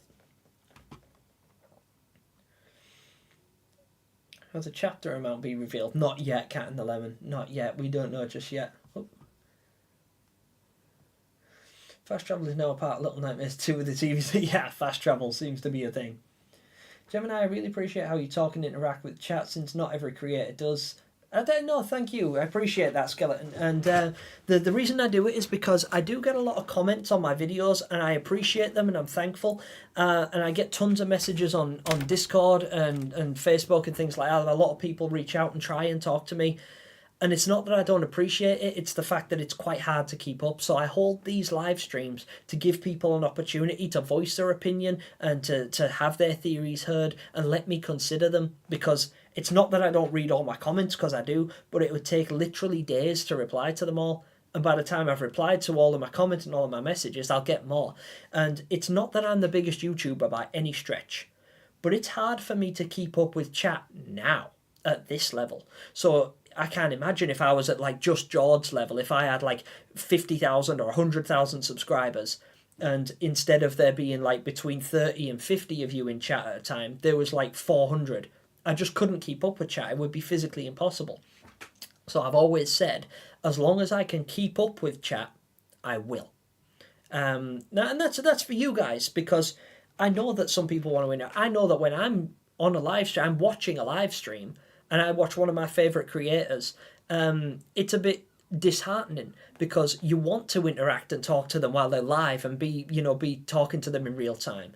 You want your opinion to be heard. You want them to give their opinion of what you think and your thoughts and your theories, particularly in stuff like this. Sometimes you just want to say hi, because this is a person who creates something that you enjoy and you watch regularly, and you don't get to speak to them, and it's nice to have that interaction. But they're not always able to. Markiplier said it years ago. He said that the thing that makes him the most sad about being as big and famous as he is the fact that he does not have enough time left in his entire life to meet every single person who subscribed to him. Because it was something silly, like, say it takes 10 seconds, or like, let's say you have a minute, you have 1 minute to meet a person. Hi, my name's Gemini, I'm this old, I like Little Nightmares, what do you like? I like Little Nightmares also. Oh, that's really cool. Who's your favourite character? 6. Oh, mine's 6 as well. That's so cool. Yeah, where do you live? No, that's it. Conversation's over. You've met that person. Moving on. If you had to meet 30 million people, or 35 million, or however many million Markiplier's got, he could line them up one by one, and he would die of old age before he got to meet and greet every single person who's a fan of what he does. He would die of old age before he got to meet everyone if he was to spend 1 minute with each individual one of them. And it really made him sad, because he's like, I know that I have a powerful like personality and charisma, and I have a lot of impact on the people who follow me. And, people are writing to me saying, I've saved their life, I've changed their life, they made me happy, you made me smile, you made me laugh. You changed my perception on this particular concept, and he's, he really loves that he can do that, but he can't actually meet these people and get to know them on a personal level, and neither can I. No creator can, which is why, because I know that about him, I intend to hang on, like I intend to hang on to what I've got and hold a connection with you guys who enjoy what I do, and try and make sure it's as positive experience as it can be, because it might eventually get to a point, especially with the growth rate on the channel at the moment. There's been a lot of growth recently, and there's going to be even more when I finish conceptualizing these DLC videos that I'm working on. Stay tuned for that, by the way. You're not going to want to miss it.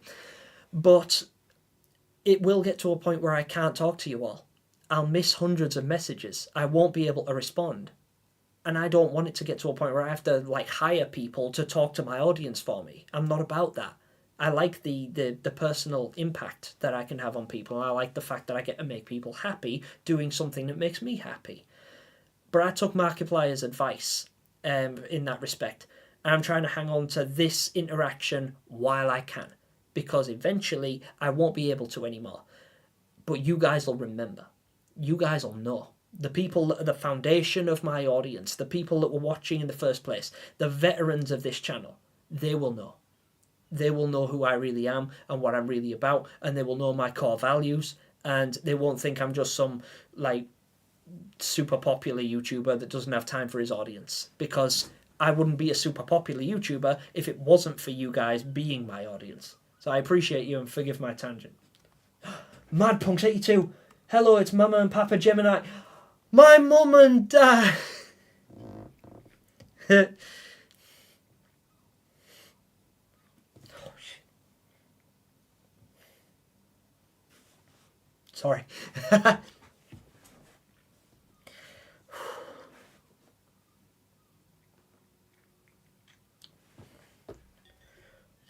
God damn it.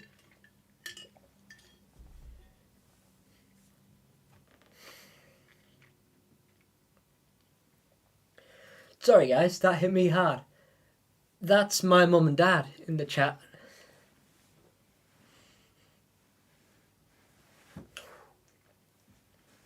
You're gonna have to give me a minute. Let me just compose myself. I'll be right back.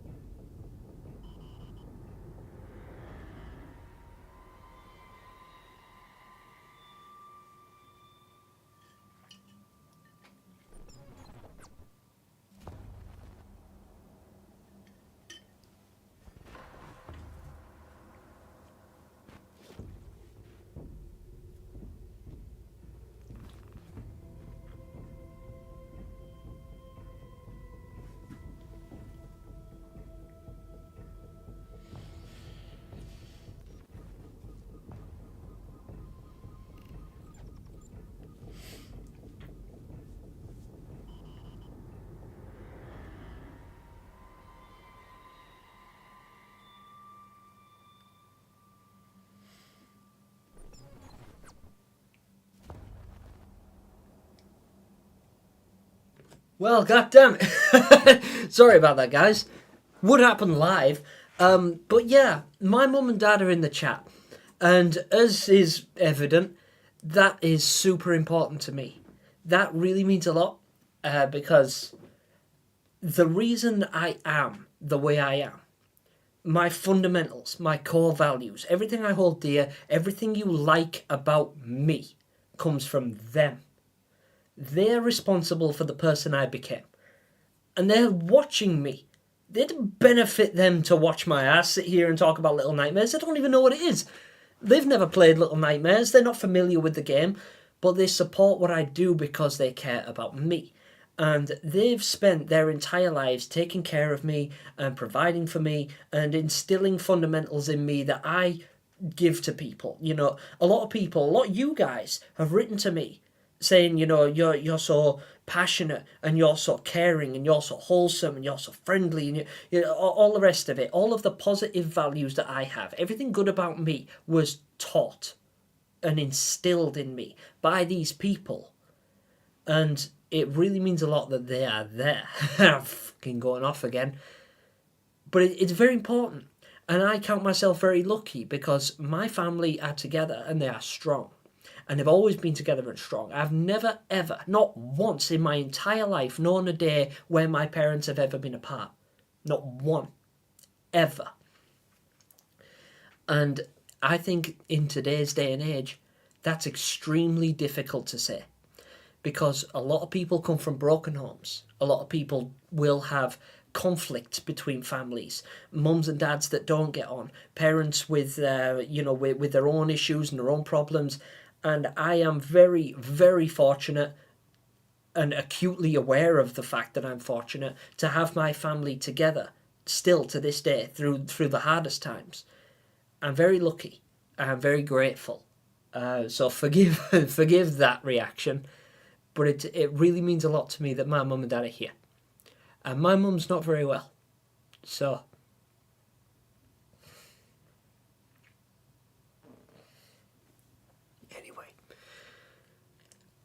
anyway, super grateful for that. Feel free to say hi to my mum and dad. I don't know if they'll read the chat because neither of them really know how to use technology, which is even more inspiring, the fact that they're here, because they've actually had to work hard to be here in this stream. My mum's probably been messing around with the phone for 20 minutes trying to figure out how to type that message. But yeah, feel free to say hi to my mum and dad. There's a lot of love here, but Mum and Dad, if you're still watching, I'm going to read a couple of these comments that people have said. Yeah.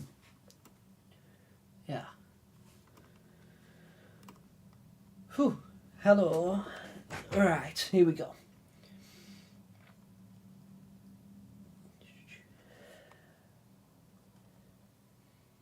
Yeah, Karina, you're exactly right. That's true, Gemini. The way internet treats people as numbers makes us less able to connect positively, so I appreciate you doing good things. Hoping only the best for you. Thank you, Karina. Really appreciate that. Really, really appreciate that. Z7 Studios, maybe Law with his superhero appearance might be somewhat significant. Yeah, exactly. Maybe he's trying to empower himself by his outfit. Maybe he thinks with the mask and the cape, if he dons like a superhero aesthetic, maybe he feels like it makes him brave.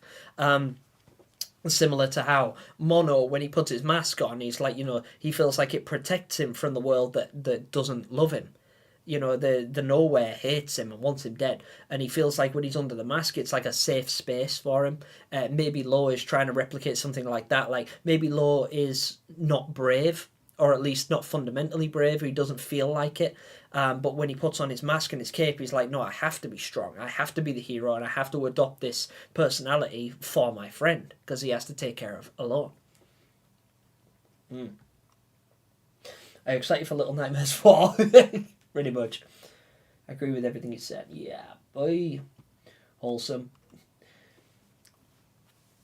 They say, so Mum and Dad, these messages are for you if you're still watching. They say, it's a pleasure to meet you. Gemini's amazing. Thank you, Z7. Appreciate that. Wholesome. Lovely to meet you. Hi, Gemini's Mum and Dad. How are you? Gemini's an awesome man. You did good parenting. Yes, you did. Yes, they did. Wholesome. Awesome. Awesome. W, Mum and Dad. That means win. W, Mum and Dad. Yes. W, Mum and Dad. Everyone's commenting W, parents. W, Mum and Dad. That's basically W is a massive compliment, Mum and Dad. Again, sorry guys, but my mum and dad are old people. So am I. But my mum and dad are older still. But by saying W, it means good stuff. So if they say good like W stream, it means it was a good stream, and they're calling you W parents, which means good parents. So good job, Mum and Dad. Did I not usually join your streams? Not usually. My parents aren't super savvy with technology, and they don't really, they're not into what I do. Like, they don't know what Little Nightmares is. So seeing me break it down and, explain all of this, they wouldn't really get it, because they don't know who these characters are. They don't know what the Nowhere is. They don't know who Six is or Otto. They've never listened to the Sounds of Nightmares, because they wouldn't. It's not their thing. It's not what they're into. This is what I love, and this is what I do.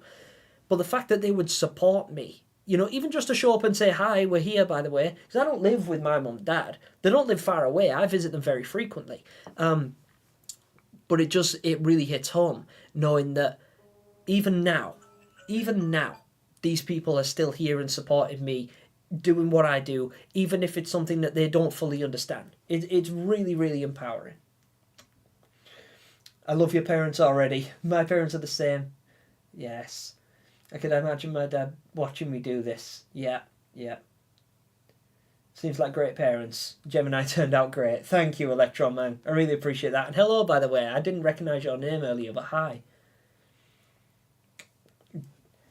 Dex says your mum and dad are awesome. Legends with hearts. Thank you, Gullux. Wholesome, and I love it. We are strong in our family. I bet you are, Osama. I bet you are. Let's see my friends talk about their family problems. Yeah, and so many people do, and it was always the thing that I could never relate to. Yeah, it was just really difficult.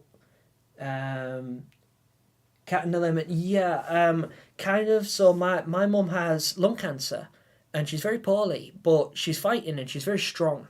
And she's undergoing treatment. She's having chemotherapy and radiotherapy. It's another reason why I'm talking about when I mentioned earlier on that I'm not doing charity live streams and things like that, and any donations are going straight in my pocket to a different personal cause. That's it. That's the cause.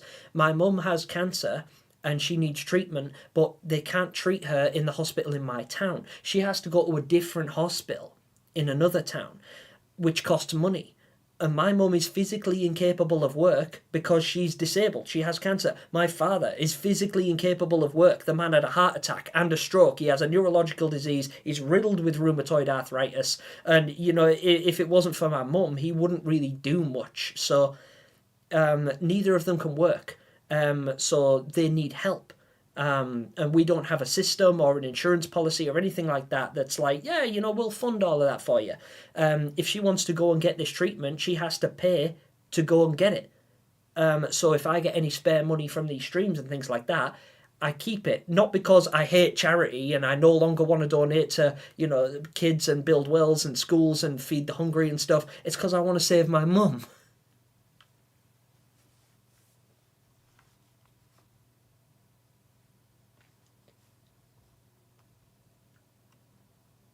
Wishing good health. Yeah, thank you, Karina. Appreciate that.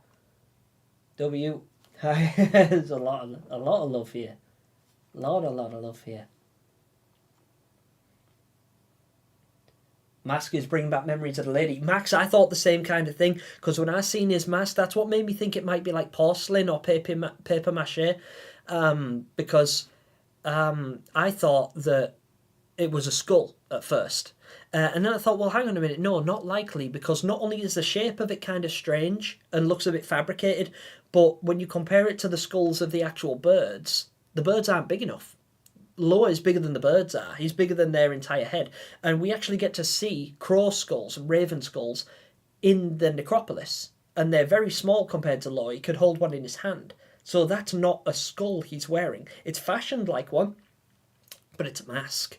And I think it's like a masquerade mask. And they're usually made out of like cardboard or paper mache or something like that. So yeah, I don't think that's a skull mask, personally. Sorry, I don't think it's a skull. I think it's a mask. Like the ladies was. The ladies was it was a porcelain mask. Gemini, since Law can teleport through the mirrors and seems to be law connected, and that's his power, do you think maybe Alone has any power and stuff and how she can... Yeah, now, I think that all of the kids go into the nowhere and they have some kind of untapped ability. Like Six with her powers and Mono with his... And I think that they have to like practice them and they have to force themselves into situations that they are inherently uncomfortable with in order to overcome their fears. And by doing so, they sort of tap into their hidden power. And I think Alone, because he's been there for longer than Alone has, he's already started to figure his out. But Alone doesn't know what she can do yet. Like, she doesn't really know where she fits in or what she can do. That's why she can't travel through the mirrors without Law. She doesn't know what her power is because she hasn't been there for long enough to figure it out. Or maybe she's become, like, entirely dependent on Law's companionship because he takes care of her, because he's the hero with the cape. And maybe that's her thing. Maybe Alone is called Alone because that's her fear. You know, like Mono. monophobia. Mono was afraid of being completely isolated by himself, which is what he ended up being. Alone is afraid of being alone. She doesn't want to lose her companion, and she's never tapped into her power because she's never truly faced her fear, because she's always had Lo. She's always had her best friend, so she's never really truly been alone. Because that's the thing. Ever since we've seen Lo and Alone, ever since we've been introduced to these characters, we've never seen Lo alone by herself. So it might be that Lo is already tapping into his powers, but Alone hasn't figured hers out yet, because in order to do so, she would have to face her fear, and she hasn't done it because she can't bring herself to be separated from Lo, and maybe that's why. Thank you for that, by the way, Skeleton. That was really interesting to consider. The sun is going down as Lo and Alone are going through the necropolis. Yeah, it could be sunset. It might be that the reason we see this area now like this is like it goes from like a dusky orange colour to like a like kind of a cloudy, misty overcast. I think that's more like a storm rolling in, but it could also be that that it's nighttime. Because this could be nighttime, but it could also be the sun has been blotted out by heavy winds, and the heavy wind in the desert kicks up sand in the form of a dust storm, and that's why everything's all obscured down here. But you can see that it's windy, because the windmills move in, there's debris flying around, all the crows are in flight, and obviously our characters here are literally floating on air. So it would be pretty easy to tell that there is some heavy winds going on here. Your parents are so awesome. Thank you. I really appreciate that. Yeah, I'm not lying. Yeah, W. Gemini's parents, just so you know, W stands for win. Yeah, W. There's so many W's. Thank you, guys. Because I will tell my mum and dad that, and whether they get it or not, they'll appreciate the sentiment behind it. Thank you all so much. Parents don't get enough respect. Yeah, couldn't agree more. Parents are so important to people's lives, and it's really understated these days because, like I say, I'm going to throw a ballpark figure out here, but I would say 8 out of 10 families are broken. I think out of all the people I know, everybody I know in real life who I've really met, I think one of them has mum and dad who are still together. The rest, no. They've either been raised by a single mum or a single dad or step-parents, or even people, because I'm old enough now where a lot of my friends have children of their own, but they are raising those children alone. They're single dads and single mums because they come from broken homes, because that's just the established narrative of today's reality. And it sucks because love is dying. And I'm just really grateful for the fact that in my family it never did. So I'm aware of that. Best wishes. A lot of well wishes. Oh, Hazard, thank you so much. That's super kind of you. Again, the reason I don't talk about it is because I don't want people to think that that's why I'm streaming. I don't want people to think that it's literally a case of, he's just talking about this for money. He's just bringing this up for money. No. If I was doing it for money, I would have just straight up followed the Mr. Beast example and said, look, I'm doing a giveaway, but you have to pay to enter. Why, though? Because all that's going to do is encourage gambling and paint me as somebody that's a money-hungry, view-starved YouTuber that's, I can't get enough cash. I don't care about the money. But the money for me at the moment is going to a good cause, but it's only a good cause in my eyes. It doesn't affect anyone else, so I don't feel right sitting back and saying this is the purpose of a live stream, because it's not. The purpose of the live stream is to talk with you guys and communicate. The fact that I was able to say that right now, it's it's cool, I can tell my story, but I don't expect anyone to act on it. I'm not sitting here for that being the entire reason. I would have opened with that if that was the case, not 3 hours deep. But either way. I must take my leave for now. We'll attempt to come back if you're still streaming. Appreciate you, Z7. Thank you so much. Podcast is the closest thing we have to a TV show, technically. Yeah, Plasmatic, you're absolutely right. And I feel like it's interesting because we are kind of able, I think every one of you, if you try, you can imagine what Noon looks like, and you can imagine what Otto looks like. And when when you're listening to the stories, you have like an existing image of what these characters look like, and the enemies, the environments that they describe, everything right down to the sound effects and the other characters like Rusty and Jester. You have a picture in your mind of what they look like, but you've never actually seen them. And I think that's really cool, the way the brain works and invents these scenarios for you, fills in the gaps. Really cool. Yeah. Hopefully Little Nightmares 3 won't dial down the game too much, so it isn't too easy just because it's going to be new. No, I think if anything they're going to up the stakes, because it seems like here there's some parts that you're entirely dependent on your partner to do something. So like you noticed in this trailer, Lo, just before that scene, where is it? Find it. There. So this scene here, Alone is being attacked by the monster baby. She's run out into the light. And it might be that has to be the way.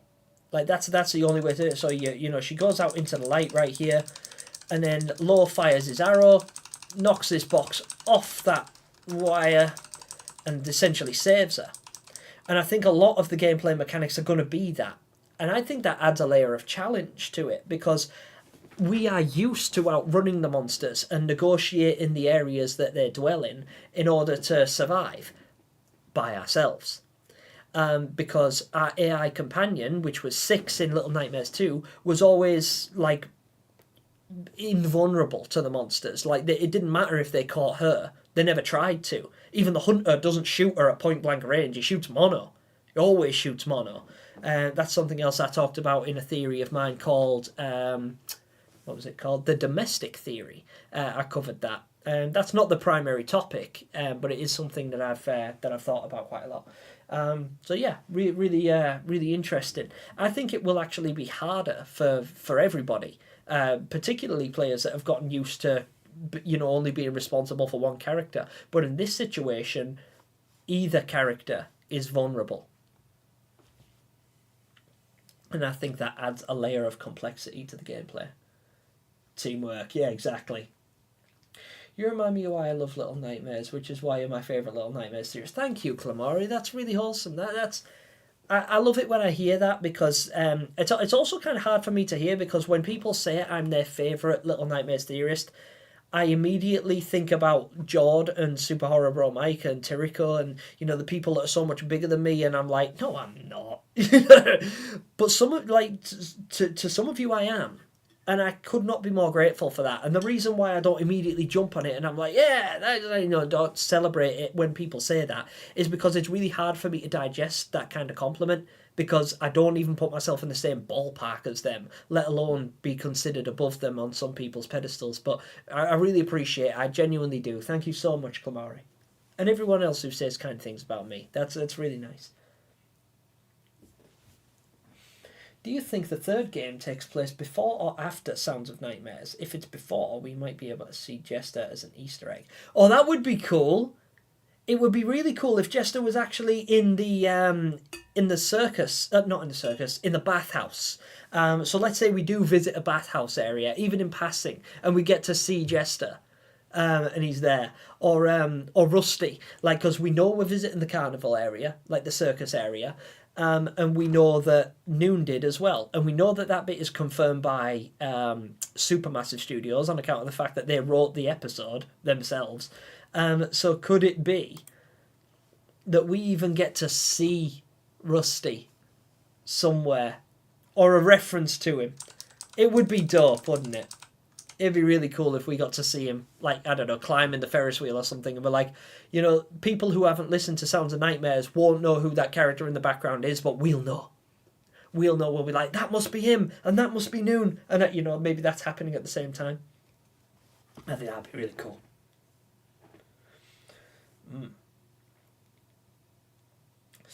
I think if we see the monster baby raise her hand, I think she might crush you if you try to get away. Yeah, probably.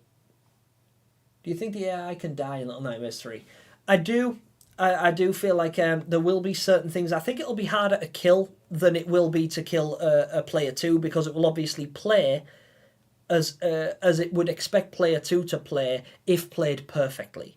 So it will do exactly what it's supposed to do. So if you're playing as Lo, and your AI companion, sorry, no, if you're playing as alone and your AI companion is low, the AI companion will immediately start shooting at beetles. But if you don't crush them with your wrench, they'll get up and they'll continue to fly around. But low will continue to shoot them down because it'll act as a player 2 does. Whereas if you play with a player 2 who might not understand that you're supposed to shoot them down and then crush them, it'll be more complicated. So I feel like it'll be easier to play with an AI companion at first so that you can figure out what both characters are expected to do in certain situations. But yeah, I definitely think they can die, but I think they'll only die in certain situations, like when you're doing a teamwork puzzle. Like that one with the steam, for instance. Which scene was it? Sorry, I've gone too far back. Like, I think this area that I'm about to show you guys is this. I think this is a place where you could die. So say you're playing as Law, and this is your AI companion. I think if your AI companion... Sorry, if you were to let go of this too early and the steam blows out, it will kill your companion. And then you'll be forced to restart the section. So even though your character didn't actually die, your companion did. And that would count as player 2 dying. And I feel like if player 2 was to die in the game, then they would be wiped off the screen. Also, one other thing I will say is that I think one of the main reasons that it doesn't have couch co-op is not only to encourage gameplay from a worldwide perspective, have everybody play the game and interact and stuff like that, but also I feel like there is going to be a point during this game where Law and Alone are separated, and you have to play away from each other for a significant period of time. Not just like solving the same puzzle from a directive, but maybe like at the beginning of one level, Alone is, Law passes through a mirror and Alone doesn't quite make it. So you're separated by a considerable margin. You have to find your way back to each other. And if you were to do that on split screen, it wouldn't work. It'd just be super awkward. But playing it on separate screens from separate places, maybe that would be a reason why couch co-op isn't a thing. Because it just wouldn't be feasible from a couch co-op perspective necessarily. Or it would really steal from the immersion if you could... if you're like, oh no, I've been separated from Alone, where is she? But you don't, but you can see where she is because she's technically still on your screen. So I think it'll separate them at some point and they'll be forced to make their way back to each other. And that could be cool anyway. It could also kill the game because you might get one player finds his way to where he's supposed to go immediately and the other one takes like an hour to get there. So that they might scrap that idea if it was even an idea to begin with. But yeah, interesting stuff. I make Garden a Bam Bam fan game, plus I'm just a random kid making games. Hey, Blue Studios, it's all good. We're all just random people doing random things. As long as you're passionate about what you do and you like what you do and you're doing it with good intentions, feel free. Feel free. It's going to be like It Takes Two. Yes! Yeah, very similar. Very similar. Wait, another idea. What if we escaped the carnival by going on the Ferris wheel? We were told in the podcast that on top of the carnival, we wouldn't be seen by the man in the purple suit. Yeah, because they tried to escape upwards, didn't they? They went up out of the top of the big top. But why? What's up there? Could it have been a hot air balloon, maybe? I think that's maybe a potential thing that could be a throwback to Very Little Nightmares. Imagine if we go Mary Poppins mode and jump off it to escape, yeah. I love the idea of having to save your other teammate. While I want to play solo at first, I would love to hop on with a friend and interact in that way. Yeah, absolutely. Absolutely. Couldn't agree more. I think it's great to play with a friend. I do want to play solo first because I feel like playing with a friend will take away some of the immersion that I really want to feel, because Little Nightmares are very personal games, especially to me, but to a lot of you guys as well, because like I say, we project on these characters a lot, so it's super easy to get like really enthusiastic about it. Serial designated Spider Lily. Hello, hi there, welcome to the stream. I made a crow mask, and you are my favourite Little Nightmares content creator. I love that. Thank you so much, Lo. That's really kind of you to say. I really appreciate that. Maybe when they're separated, each will face their own nightmare. Let's say they try to escape a monster, only to be faced with the mirror monster. We know that the mirror monster can change reality. Yeah, that's another one. Mirror monster is an interesting concept that I feel like has sort of faded from people's minds a little bit. But it's still an absolute possibility that the mirror monster is going to make an appearance in this game. We don't know anything yet, and I seem to be leaning more towards the mirrors are more linked to the lady, or a completely separate entity that we are yet to meet, that isn't the mirror monster. But I don't know. I was hoping that we would get more about the mirrors in this, but we haven't. But Gamescom's still going on, and there is still more stuff to be revealed this week, and I'm excited. I am so here for it. Wonder if you can collect different masks and helmets. That would be awesome, Skeleton. Yeah, I'd really like it if there's like different outfits or collectibles, or like a deluxe edition that offers you like slightly different character designs or whatever. It'd be cool. Well, I tell you what, guys, where are we? I have been streaming now for 3 hours and 15 minutes, and we haven't even touched the other trailer. So I think what I'll do is I'll watch this Reanimal trailer, we'll talk about it for 5 minutes, and then I'm going to call it a night, because like I say, I do have a lot of work to do. I'm super excited to get on with it, and the more of it I can get done, the sooner you guys are going to get another upload. And I'm sure you're all excited for theory videos and things like that, but I've also got the chapter 3 of the speculative DLC series that I'm working on, that I'm closer than ever to getting on with now. And now I actually have the time, and and other people have like fulfilled their end of the bargain, so I'm able to jump in and play with it now. So we're going to watch this real quick. I'm going to enjoy this trailer together. And then I think I might call the stream.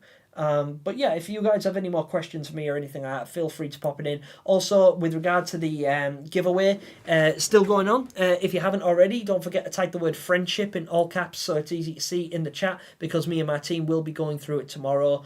And we will be pulling that in. Also, 140 people have voted on the poll, and that's cool. 74% of you are more excited for Little Nightmares 3 than you are for this game, Reanimal, which is produced by Little Nightmares' original production studio, which is Tarsier Studios.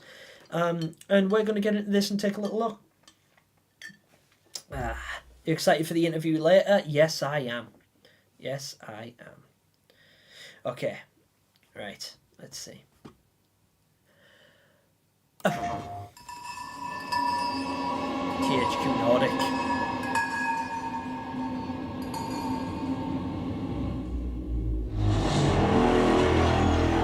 Nothing lasts forever. Very pale city. Oh, get a load of that shit. Oh. Characters with covered faces. Cinema. Oh.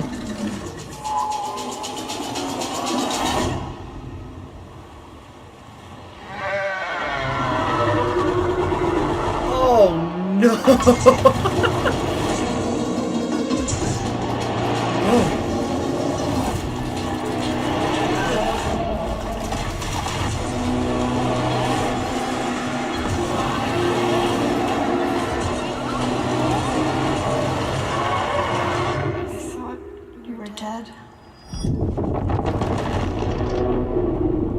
Oh, guys, I do not for a second think I've ever been more uncomfortable watching a trailer than I just was then, because I did watch that trailer yesterday, but I watched it on Just George's channel while he was live, and the bitrate was super compressed. I just watched it in 4K on a 30-inch screen in my face, and oh my days, with my speaker system as well, which I think it'll have bled into the mic and might not have sounded so good for you guys, but for me, that really took me somewhere else. What an incredible looking game that is. You do get real Tarsier vibes from it. Like, it's obvious from the get-go, it was obvious that was a Tarsier game. And there are a lot of, it does seem to live within the Little Nightmares universe, at least aesthetically speaking, because, like I say, we've got some character concepts here, you know, super disturbing imagery, really odd what's the word, dimensions of everything, like a really small ladder on a really large cliff face, stuff like that. Characters all have covered faces. You can see here one's wearing like a gnome hat, the other one's got a bucket on his head. These characters are each wearing masks to cover their faces. This one has a sack on his head. This is cool. Like, so they have a cinema section here, and then they have this big dude, this thin man looking concept with the eyes. So like, it's hard to tell what's the bad guy here. Is it the humans? Is it the animals? Is it the combination of both? What is going on? Super dope. Super dope. This was awesome as well. Like, all of the beds, again, like a very Little Nightmares-esque kind of look. I don't want to compare it too much to Little Nightmares, but I feel like it's the only other thing I've seen by Tarsier other than the original concept for... Oh, what was it? It wasn't Lies of P. What was the first game? City of Metronome. But we never got to see a full release of that, and it was early development when what we did get to see. So, but yeah, and the sound design, like just that where that thing comes in.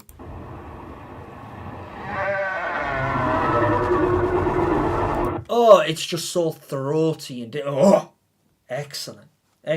Catherine Fry, hello there. Welcome to the stream. Hey, I'm sorry, we're actually going to dip pretty soon, but I'm really glad you were able to stop in and say hi. Also, Catherine, don't forget to enter the giveaway. Drop the word friendship in all caps in the chat, just so that your entry is logged, because you stand to win. Everybody gets one free entry, members get two, to be included in a free prize giveaway where I'm going to be giving away either a copy of Little Nightmares 3, a copy of this game, Reanimal, upon their release, or a £50 voucher, which is basically the price of Little Nightmares 3 at the moment. So you get your choice of those if you win. The announcement of the winner will be made via community post tomorrow.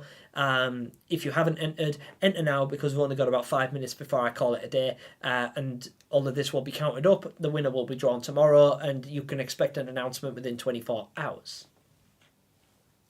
Where was I? Right, let's see. Hi, Jim. I was listening to you while making a game. Winter is underrated when making a game. What do you think of the Reanimal game? I personally prefer it over Little Nightmares 3, but I don't like having it limited to animals. W game, though. I don't think it is limited to animals, Winter. Because I literally just watched the trailer for it there. You probably saw, because I'm miles behind on the chat. But it seems that we do have some humanoid enemy interactions as well. Like, this big chap here is carrying a person. And this is a man. This is a full-blown man carrying a smaller-looking man into the cinema. This could be the usher. And then further down the line, we get to see that guy again, crawling through. Like, so there's some humanoid characters here. They're all dead and floating in the water. There's an arm here that looks like someone's swimming. If I go frame by frame, it looks like someone there. They could be being eaten by piranhas, actually, given the state of that. But this guy as well. So there's this thing. Seems to be riding a tricycle. That looks more human than animal. And then... yeah, so there's that big hybrid sheep thing. I don't know what those are, but they're horrible. Look at the skins. Look at the flesh walkers. Skin walkers. Nice. There. So and then we got this guy who I called the usher just now. He's literally crawling on the table. I totally get it though. When I first saw the trailer for this with the pig, I thought, maybe the human characters are the good guys, the animals are all the bad guys, or vice versa. And it might be that that's true, but we don't know much yet. This didn't reveal much about gameplay or storyline, but it revealed a lot graphically and aesthetically, and audibly as well. Loads of really cool stuff to consider in this. I'm not going to deep dive this one because we just spent the last 3 hours going through the Little Nightmares 3 one and didn't even finish. And it's getting super late here. It's like nearly 10:30 and I've got work to do. But yeah, I am super excited for both of these. Is Cherry Cola that good? It is to me, but I can't recommend drinking it too much. If I was going to recommend anything, drink water. Water's the best thing for you. I drink Cherry Coke in every live stream. because it makes me feel happy, kind of calms my nerves, gives me a bit of energy, makes me feel relaxed because it's I drink cherry cola on cheat day, which is when I take a break from my diet and my nutrition regime.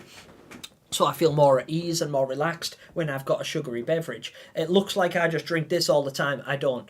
I eat super healthy. I eat my greens, I eat fruit, I eat veg, I eat loads of really good healthy meats like salmon and chicken. I work out every day. I go to the gym. I do cardio. I go for walks. I go for runs. I lift weights. You've got to take care of your body and you've got to look after yourself. But I will treat myself to chocolate and I will ice cream and cola. I love cherry cola. It's my personal favourite. You see me drink it all the time. But if I was going to make a recommendation for anything, drink water.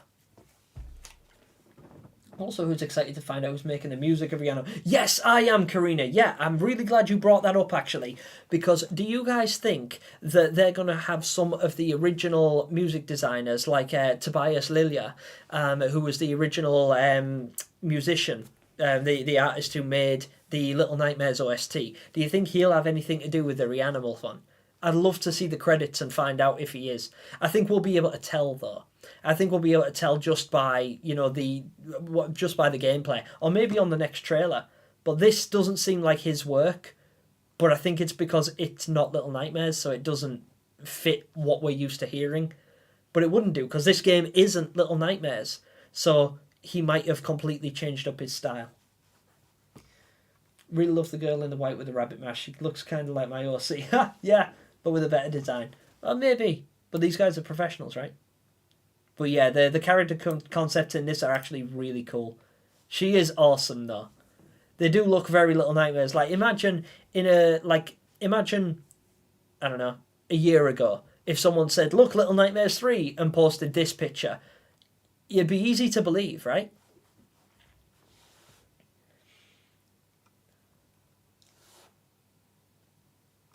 Well, if it isn't Gemini, hello, little bit of nightmares, how are you? Hope you're okay. I'm sorry that I'm literally just about pop out of this stream. We've been going for a good long while now, and I'm pretty much ready to wrap it up, but I didn't want to leave without saying bye. Hello, Z7, how are you? Welcome back.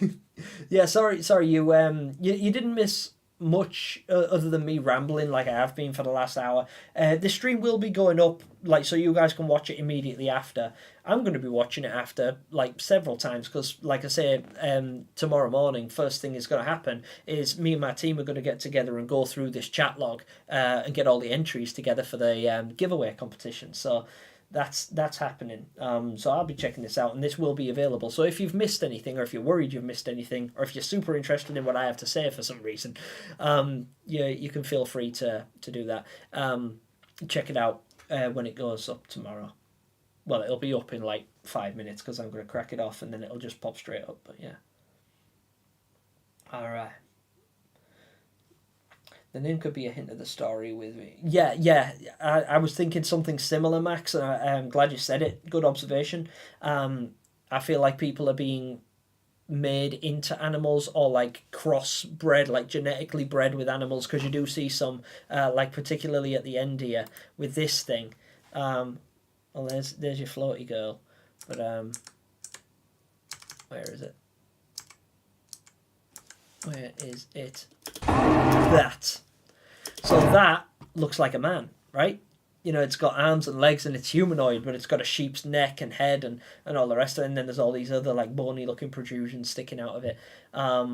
This also, just real quick, this barn that it's climbing up looks like one of the original concepts from the Hunter's Cabin, which is pretty Little Nightmares-esque. And I suppose we can expect to see a lot of that given that it's Tarsier. But yeah, awesome. Gemini, are you going to post any vids tomorrow or under the live stream? No, Skeleton, not tomorrow. There is going to be a community post to reveal the winner of this giveaway, but the next video might not be for a little while. It will probably be next week, my next release, but it's going to be a good one. So if you guys haven't, please click subscribe if you haven't already, if you're interested in what I do, and ring the notification bell, because that way you will be one of the first to know when this kind of stuff happens. And when I do go live, you'll be notified and you get to know, so you don't miss any future giveaways or any discussions or any opportunities to have your voices heard in chat, much like today. Yes. Yeah, I think she's died and is reanimating, just like a sheep at the start. Yes, maybe that's it. Right, Fipsy, that's a great observation, because check this out. That girl right there, she's being eaten. No, she's not. Okay, look at this. Oh, they're so scary. Oh, this is terrifying. There. She's floating there, and you got the other kids surrounding her in sort of like a ritual-esque kind of look. But look, she's floating away there. Seems to be levitating, so she could be reanimating right there. Look at the opening scene. See the similarity right there? Maybe this is what she becomes. Nothing lasts forever.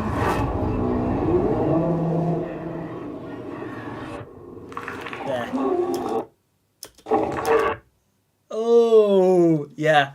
Fipsy, that might be a thing. You might be onto something there, my brother, because the similarities between that and that, we could be seeing the end.